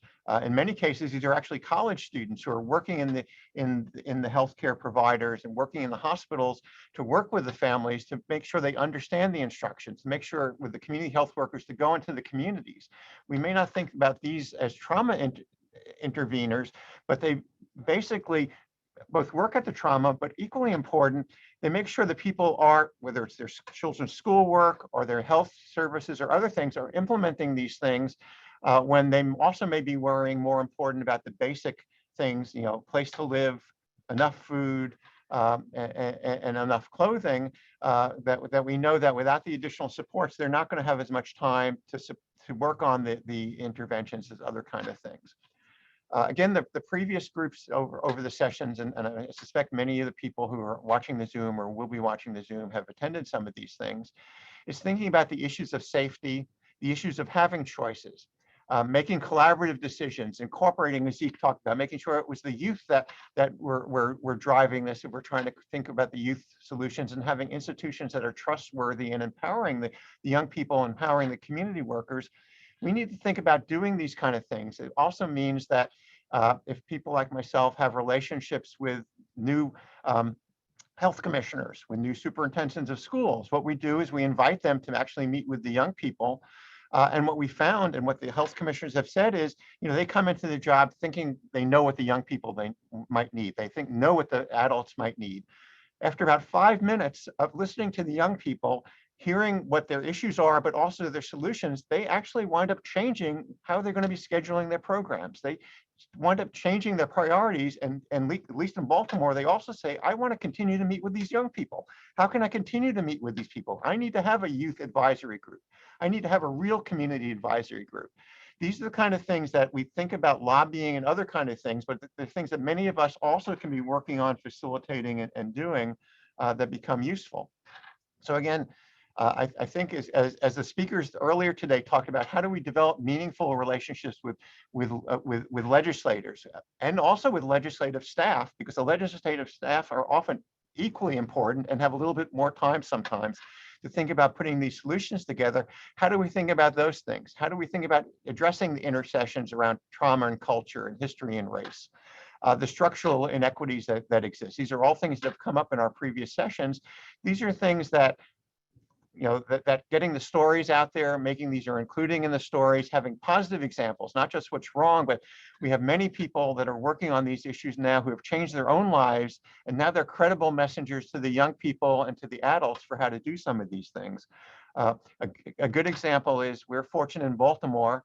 We're less than 50 miles away from Washington, D.C., and as many people know, 50 miles is the legislative definition of what travel is, which means when some people come from Washington to here, they don't have to get travel expenses. They can just come here the same way as if they were going 2 blocks away. So what we do is, when there's a legislative hiatus and the legislators all go home, the staff are staying there, particularly the appropriations and the authorization staff. So we pick them up at 8 o'clock in the morning. We give them a little breakfast. We talk to them for the hour or 45 minutes to get them to Baltimore. And then we have them meet with real people in Baltimore, the people that are going to benefit from their program, if it could be expanded, or how to expand it. So they really understand not how Dr. Phil thinks about it, but how real people think about this stuff. We give them some food, let them get home, and they can get back to DC by 1:30. We've gotten 3 hours with them, but they've had some really consequential messages.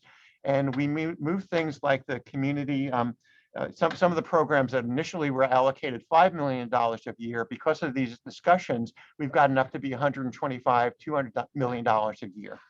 And again, it wasn't us, but again, it was developing the relationships and other things. The redlining is important because essentially things would happen is, so between 51 and 71, 80 to 90% of the 25,000 families that were displaced in Baltimore because of new highways, schools, or housing projects were Black. These structural and racial inequities, you know, even when we're supposedly making things better, we're not necessarily making things better for everybody. And again, thinking about these things, mass incarceration, as Zeke also mentioned, we need to be thinking of these things because sometimes our solutions actually make things worse. These are things, again, that come time and time again to the same people. And again, as we're thinking about solutions, how do we make them on a positive pathway, but how do we continue to support them? How do we, that just because we've intervened and because they're doing better, they're still at higher risk for adversity. The other thing is our workplaces. We need to make sure that our workplaces are hopeful and healing places. And you yourselves on this Zoom, we need you to make sure that you're thinking about these things and making sure that you're not getting overwhelmed with too much work or too much designs or continuous organizational change or constantly looking after money, that you have to have hopeful and healing environments. Your human resource organizations have to be dealing with these kind of things. So again, as we're thinking about the opportunities, and this is again a figure that several people have presented earlier in the sessions, or earlier sessions, we have both the positive things, the health, the wellness, hope, recovery. We have the negative things, but we really need to get to the roots. How are we able to do the roots? How do we put in the fertilizer? How do we make sure there's enough water there? How do we take the plants in if they've just been planted and we have a freeze, as some of us in this area had this yesterday and the day before? And those are things that not necessarily that we do. When I say we, it's not like me as a person, but again, how do we have these relationships? How do we know other people? How do we support each other? And again, this is where people on this Zoom are really important. You guys have lots of information. Even the lobbyists in particular, you're meeting with lots of people, lots of things. The academics, we hear a lot, we provide technical assistance to these state and federal agencies and organizations all the time. Sometimes we hear about things that's not my research project. I'm not going to do that. But there are people in my community that can utilize those things, build on those things. We need to think about how we can transfer those information. And that's where, again, with Zeke, with the movement, we've created this thing. So we have it both informal and formal ways of getting information out there. You know, I may not know somebody, but when we're having these regular meetings, somebody else in that meeting knows somebody, and we start making these transformations and transitions of information. So again, it's changing and creating why I am, because we are. You know, we have to make these things bigger. We need to figure out how to strengthen these things, build on creating the partnerships. And the partnerships are, again, one of the things researchers have shown is that it's not the strong connections that have the biggest impact. It's the weak connections. It's finding out information from people. And how do you find out information from people? And again, this is part of the structural inequities. I have the time and resources to be at lots of meetings. I have lots of students. I have lots of colleagues. So I get lots of information. I need to make sure I'm also trying to share this information, not just helping me write good and high-paying grants. But again, I moved to Baltimore. I live in Baltimore because as an old white guy, I couldn't tell people I'm really interested in Baltimore if I weren't at least living here. And go to lots of meetings, just and listen, also just not to talk at them, but just to listen and potentially share information. These are things you are all doing. We all need to do more of these. Then again, remembering resilience does not come in a can. And when we see resilience in a can, that's probably not the solution we were working on. That's probably not what we want to give lots of people, particularly young people, to try to help them do better. So again, not everything that says a word that is sort of what we're doing is actually what we're trying to do. Then also where we work, so this is Johns Hopkins Hospital, and I got them interested because we showed that within a quarter mile, there were 24 victims of shootings or homicides just within a quarter mile. This is where people go to get their cars, park their cars. This is where people go to eat. And we had 78 people within a half mile of our hospital institution. The staff then got really interested because they realized this is us. Then thinking about funding opportunities, there's lots of them that are going on. One of the things that we did with the SAMHSA funds, that we got small amount of money. We created mental health workers who were actually hired at this time by Johns Hopkins. But what we did is we didn't just hire them for 5 years. After they got hired, they were able to start billing for some of their services. We then recycled that money so that University of Maryland folks, other folks, so we went from two schools that had these expanded mental health services when we started to 20 that were funded by the Grant Start, that 6 years later, 90 schools had mental health services. And they were able to do this because, again, they could bill for about 70, 80% of their services. We got the city and the school systems that then pick up the cost for the prevention services. 17 years after that grant ended, those services are still going in the city. So again, it's not thinking about doing these things.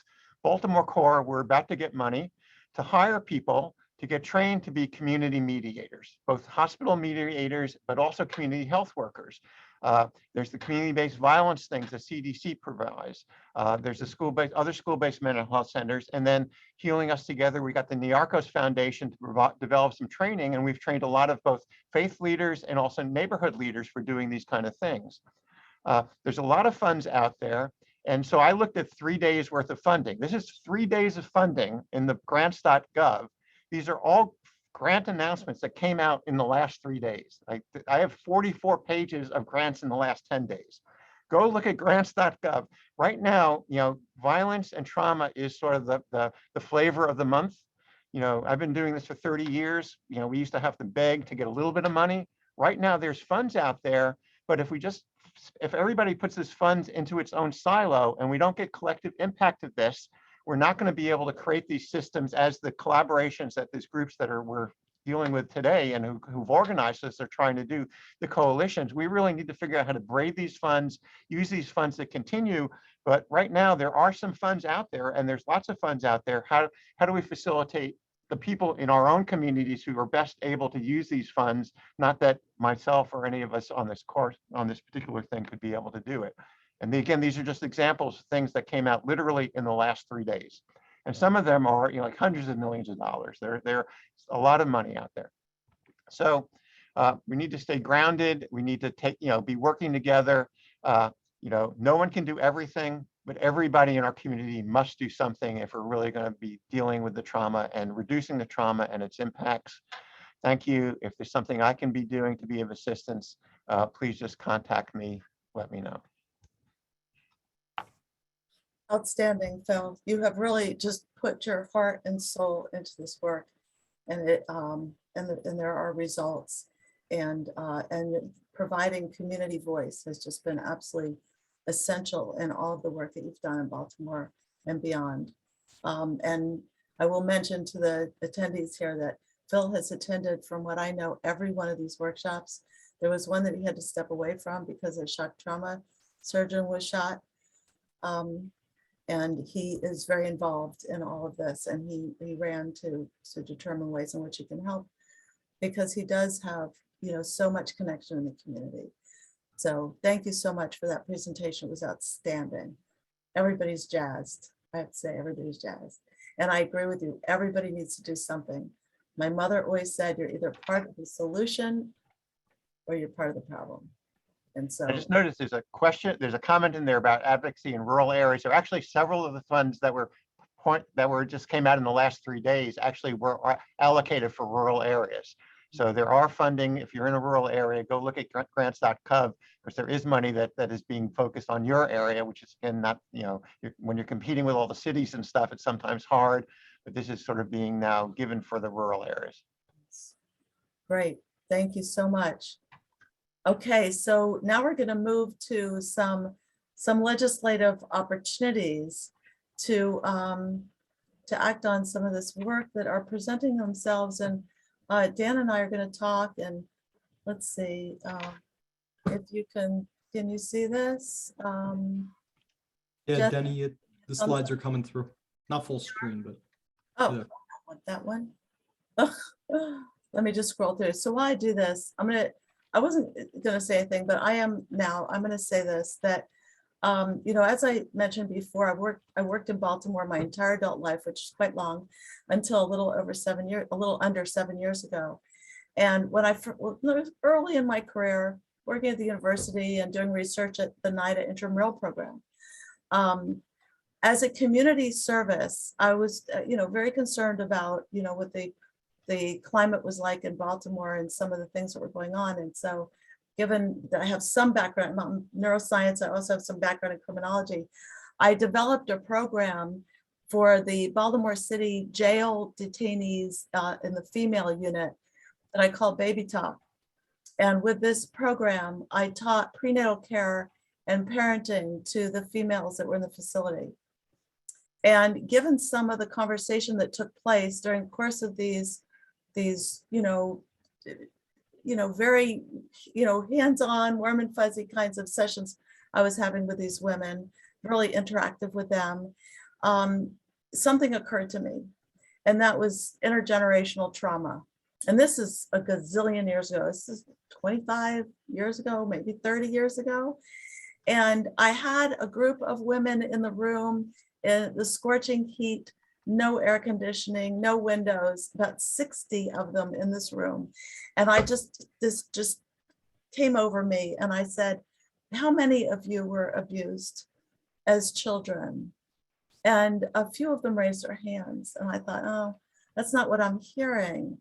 And this is absolutely accurate. I said, how many of you were beaten to the point of unconsciousness before the age of 12? And most of them raised their hands. And my heart bled. And I just thought, you want to blame, you want to say, oh, you should not do this. You should not, be uncivil, you should not be violent, you should not be violent towards your children. But you see the intergenerational nature of what is going on. And you have to do something about it, like Phil said, you have to do something about it. And so it took me off on a course where I eventually went to the Department of Justice to work on empowerment zones for youth and a number of other issues. But it just took me in all kinds of directions in an effort to try and do something. Now, what occurred to me also with these folks, these women, is that their history of child abuse was coincident with their addictions, that they had substance use disorder, they had drug dependence. Now, way back then, heroin was a staple in Baltimore forever. And so, I was getting into the field of drug abuse at the time as well, working for the National Institute on Drug Abuse as a fellow in Baltimore in their intramural program. From the neuroscience perspective, but always having the social context in mind. And so what I determined, is that this had to be part of what I incorporated into my career in neuroscience. What are the social influences that impact on the brain to lead to these outcomes, and how can we reverse it and instill the resiliency that is there. And so I'm just going to point out that ACEs and drug abuse are very tied to one another, that we see here in this with an ACEs score of greater than 5 in white in this graph, that it just jumps up in terms of the extent to which they have had problems with drugs, very much related to their ACE score. And as you can see to the left here, the extent to which they experienced emotional abuse, physical abuse, sexual abuse, emotional neglect, physical neglect is well over 30% in these populations. And so what we know now that is going on with individuals who experience ACEs is that there is a direct connection with substance use. Many of you may have seen this slide by Charles Nelson. It's out there in the circuit. And what we know is that these psychosocial adversities are embedded in our biology, and that it changes the nature and the extent to which the brain develops through the course of childhood and adolescence. And adolescence is very protracted, almost until the age of 30, and that it has these effects on the way the brain develops. And also it affects our immune system. It causes inflammation, which is a hallmark feature of many of our chronic diseases. It affects our sympathetic system, which means that it alters our stress physiology. The epigenetics, we know epigenetic modifications are caused by adversity. And I will mention that these mechanisms are malleable. They are not static. It's not that you get these impacts from stress and trauma and there's no way to ever change it. That is untrue. But given what it causes, it leads to this biological embedding in our behavior that's often expressed as a propensity to substance abuse, and also other issues, certainly. And so we also know that the specific impacts of stress and abuse and trauma on the brain affect the brain's reward system, the structures that are actually responsible for the reinforcing effects of drugs. And so there's another biological reason why individuals with ACEs have greater proclivity to use and abuse drugs later on, and that it can damage, coping skills and so forth, and especially important when you live in a very threatening environment, unsafe environment. And these are also the same brain regions that are implicated in mental health disorders. So mental health is, very coincident with all of these issues. So, and then when you have a psychiatric disorder on board, when you have poor parenting, family dysfunction, and adverse neighborhood conditions, you're much more likely to end up with substance use. This is just aggregated brains showing children with no maltreatment and lots of rich nodes connecting the front of the brain to the base of the brain and the middle of the brain, which is indicative of really strong, good self-regulation. And the maltreated brains, these are brains, plural, where you have a paucity of connections between these areas and therefore poor self-regulation. So the brain is plastic, we know, for the better or for the worse. But again, importantly, for the better, because if we can engage systems and policies that provide nurturing neighborhoods and relationships and nurturing environments overall, then we can really reverse this situation. And that's what we're all talking about here. Substance use is just one issue here. And so we know that early intervention can help to strengthen these mechanisms that have been delayed or even damaged from stress, but it's malleable. It's not lost cause, right? And so what we need, and that I've indicated here as a policy relevant scientific finding at the bottom that I want to point out here, is if we have an integrated system of healthcare, behavioral health, and substance use services all together that are managed by and accountable to local communities and supported by state and regional resources, that has the greatest potential to significantly reduce the substance use disorder issue that we are seeing an uptick in the COVID pandemic and throughout the opioid use epidemic. We have interventions that work across the developmental spectrum. I won't go into this. This is from the National Academy of Sciences report. And now there are these really key, fundamental, and exciting, really, opportunities for systems change by using wisely the pharmaceutical settlement monies that are about to hit in the billions of dollars are about to hit local communities. And it's so important that our local officials know how wisely to use them in collaboration with their communities, give community voice to all of this, and to be able to use the menu of programs that we have that are, if not evidence-based, are promising, that they are identifying at-risk youth and at-risk conditions, perhaps even more importantly, that we're able to intervene early through these pharmaceutical settlement monies that will enable us to help avert trajectories away from substance use ultimately, that promote the evidence-based investments in technological assistance and a plan, like an implementation plan, so that we can continuously monitor how these interventions are being rolled out, that there's strong community level support, existing infrastructures, so that we have a coordinating body that can oversee it, and that we are able to engage an informed and capable workforce. And so on our end, I'm working with the state of North Carolina.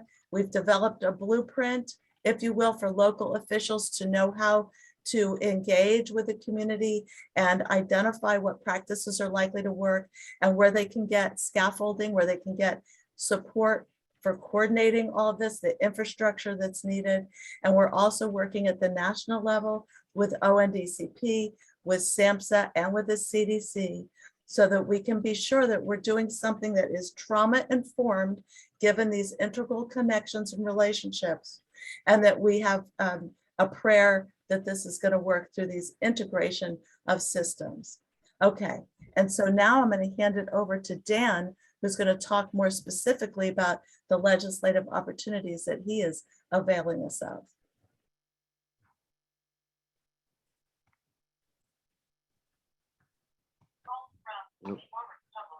Okay.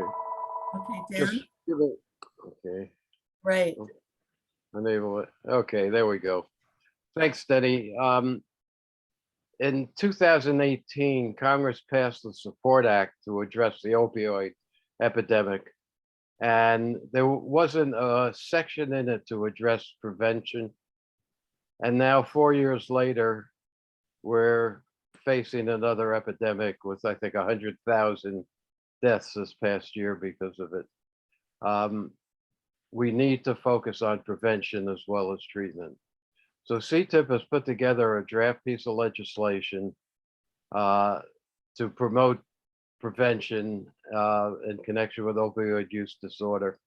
It requires funding, but the funding is there from the settlement of the opioid legislation. What we're hearing is the money is going out and every state is taking a different approach. Some is going to be determined by the legislature, some by the governor, some by the attorney general, some just going to be thrown out to the local communities. We saw what happened with the tobacco settlement where the money never really ended up solving the problem. And what we're recommending is that states, I'm sorry, my cat here wants to get into the act. Recommending that states take control over the settlement money and they adopt comprehensive legislation that takes trauma-informed approaches to resolving the opioid use disorder problem. And what does that legislation involve? It's the components that Denny just laid out. First, there needs to break down the silos and has a need for an integrated approach. And so we're recommending that the states create an interagency council on opioid use disorder and trauma, and that its mission is to pull together all the different components, whether it's state or local, that can have a role in prevention and develop a comprehensive strategy. It's the healthcare system, it's the education system. Go away, go away, go away. The legal system, the justice system need to for a comprehensive approach. So it creates an interagency council. Those of you who have been involved in it may have worked with in the homeless area. There's an federal interagency council on homeless, and then many states have adopted interagency council on the homeless. And it has been very effective in pulling together the different agencies and breaking down the silos. Secondly, there needs to be a community effort. The work needs to be done at the community level, and it needs to be done in an integrated fashion. So the second thing the legislation does is take some of the money that's coming in and provides for grants to local trauma-informed substance abuse coalitions to develop local strategies to implement trauma-informed programs. Third, it targets some of the areas that are the highest, most, I guess, the low-hanging fruit for addressing trauma. One of those is schools. As Denny just indicated, the adolescent population is particularly vulnerable, but it's also particularly susceptible to treatment, to learning resilience techniques that will keep their trauma from driving them to drugs. So it provides grants to schools to create trauma-informed schools to teach kids how to regulate their behavior so their trauma stress doesn't drive them to find solutions in drugs or all the other problems we know are caused by trauma. And a third area is the prisons. We know that something like 60% of the prisoners and people incarcerated suffer trauma.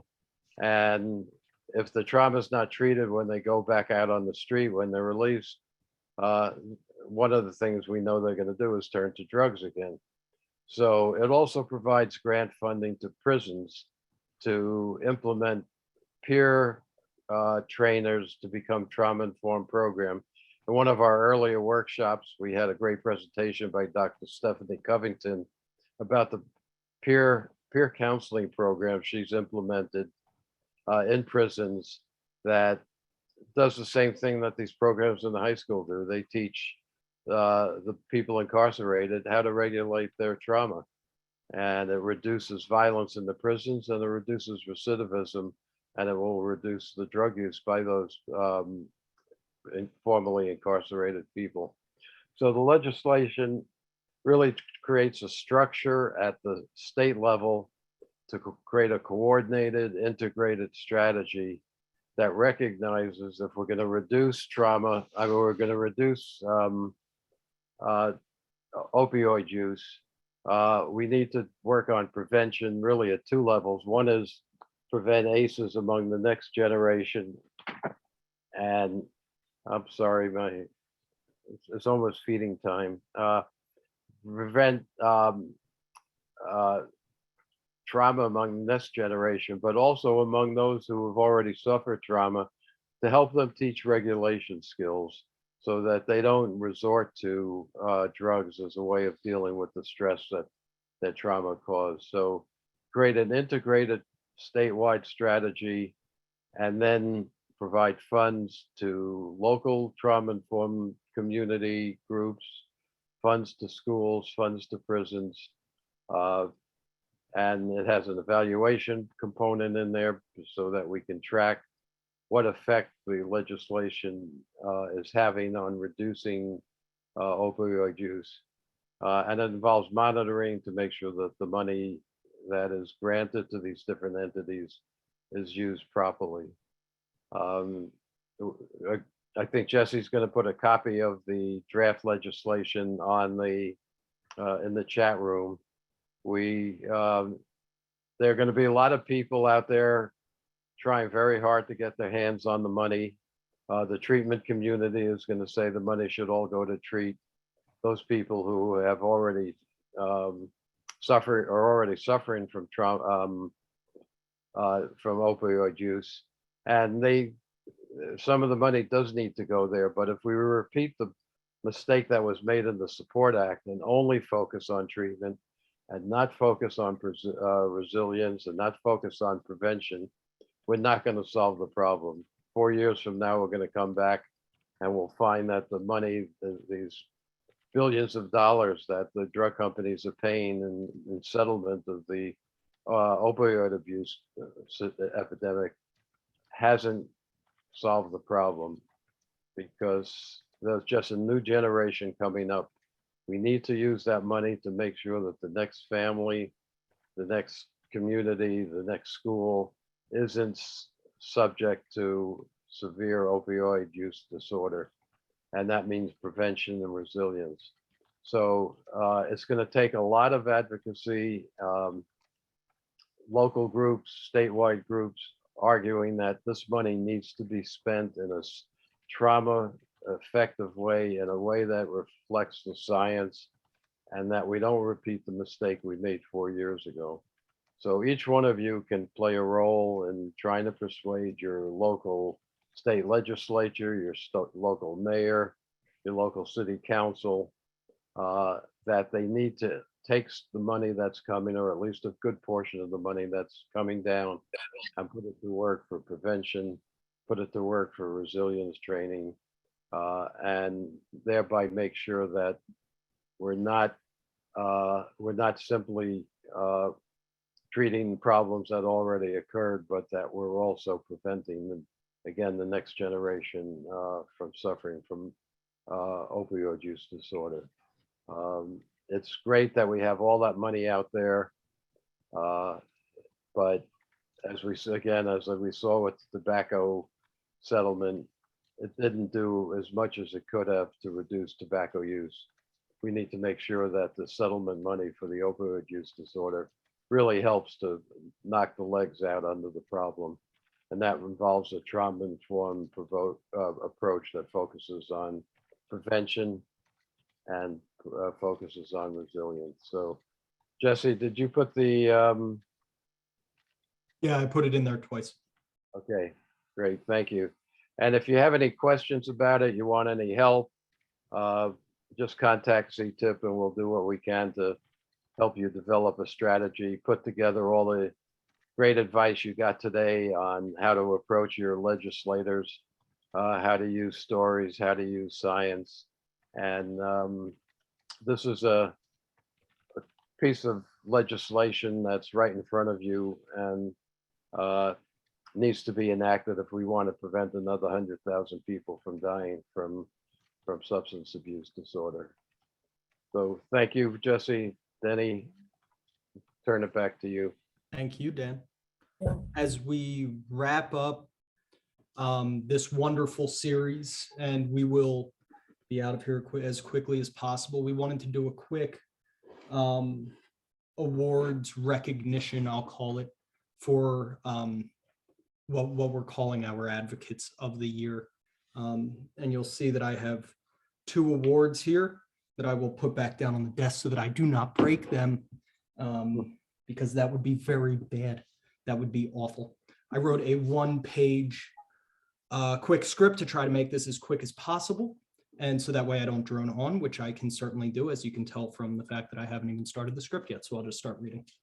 The national movement to prevent trauma and foster resilience continues to build because of the hard work of the many of thousands of advocates around the country. We all come to this work for countless reasons, personally, professionally, spiritually, and otherwise. We want to recognize the incredible work and passion of the many advocates that continue to grow momentum as we work toward a trauma-informed, prevention-focused, healing-centered, and just society. As we are concluding this first annual workshop series, I want to recognize 2 individuals in particular with an Advocate of the Year award. A little more than a year ago, I had the pleasure of being on a call with Dan Press and Denni Fishbein, where they agreed for the need for a conference to bring together advocates to continue building this movement. Both of them have complementary skill sets and an unwavering commitment to build awareness and action to propel this movement to new heights, along with decades of diverse experiences that create a fuller picture of what is necessary to do so. Though we had no funding, we agreed this was simply too important to not do, and we started meeting at least once every week and often multiple times a week. With the help of many thought partners that Dan and Denni brought together, starting over the summer, that conference turned into an unconference and through several iterations, eventually became this workshop series.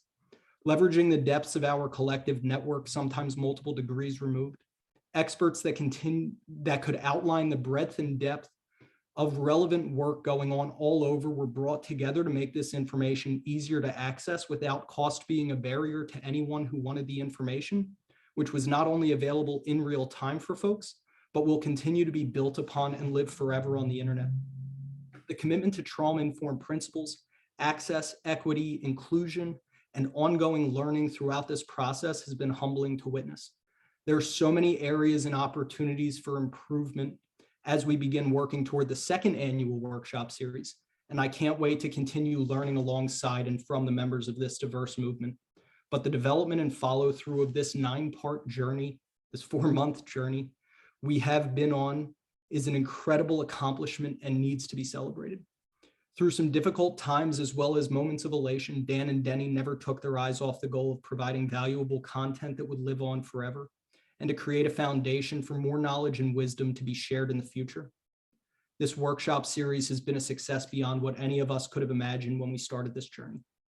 As I said at the beginning of this speech that I promise is coming to an end now, we want to recognize the incredible work that everyone on the line and so many others do as advocates, practitioners, professionals, community members, parents, friends, and the various roles we all fill in our lives. But it is my pleasure to recognize both of you, Dan and Denni, with these awards.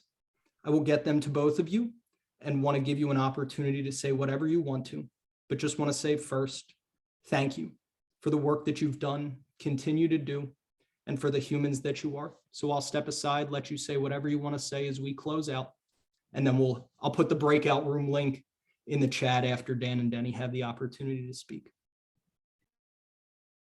Go ahead, Denni. This was just supposed to be for Dan, Jesse. Neither of you knew, I know. This was just supposed to be for Dan. I just can't, I find it hard to find the words to describe the extent to which you have inspired me. You, Jesse. Like, I mean, you're just, and you are an amazing human being. For someone so young, I just can't even imagine what you will have accomplished by the age of 40.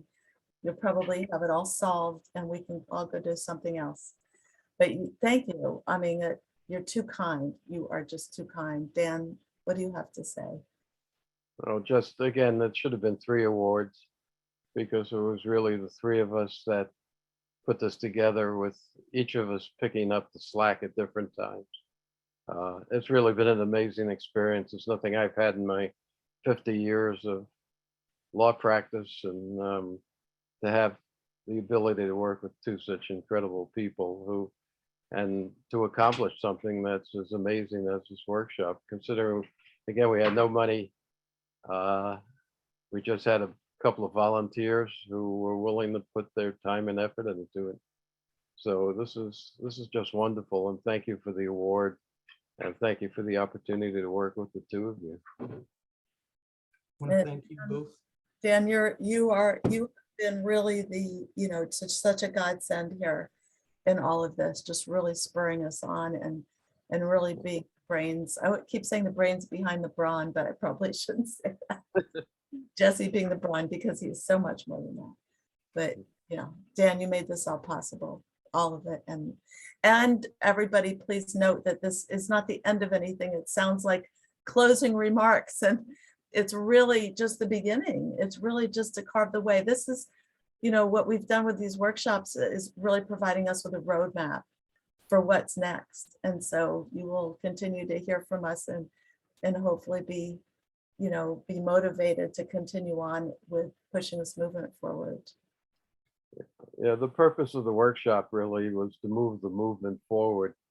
And it's doing some of that, but there's so much more we need to do before we make America trauma-informed. And so look for us to come back to you, those of you in the audience, with additional activities. And we're not going to be happy until we wear hats that say "Make America Trauma-Informed." We may come up with Blue or something. something of that sort, for sure. I put in the link, or in the chat rather, the breakout room information. And Dan and Denny, again, just this needs to, you both deserve the recognition. As do you. For helping to bring this together. And just a lot of love to both of you. Same. In the chat, as we move forward, like Denny said, this is just the beginning. These are not closing remarks, just recognition for careers. Just a ton of work over the course of a career that's still going on, as well as the work over the last year to launch this workshop series, which will happen recurrently year after year. I also just want to let folks know that we are supporting an initiative called We Heal Us, which I just put a link to in the chat, which is trying to make the month of May recognized as Mental Health and Trauma-Informed Awareness Month as the next step. That is including community-led workshops and information sessions. We're trying to get it off the ground. This was done in partnership with the states of Illinois and Pennsylvania. Some other states have joined as well.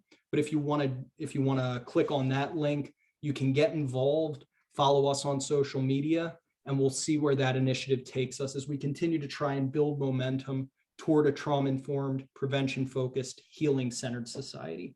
And one more time, I will put the link to the breakout room for those who want to join in the chat, as we don't say goodbye forever, but just for now, as we continue to go out there, go take all of the information that we've learned, use it to advocate to your policymakers, to your friends and other community members, to your family, to other key decision makers, and just everybody. I don't want to leave anybody out. This is an incredibly inclusive movement.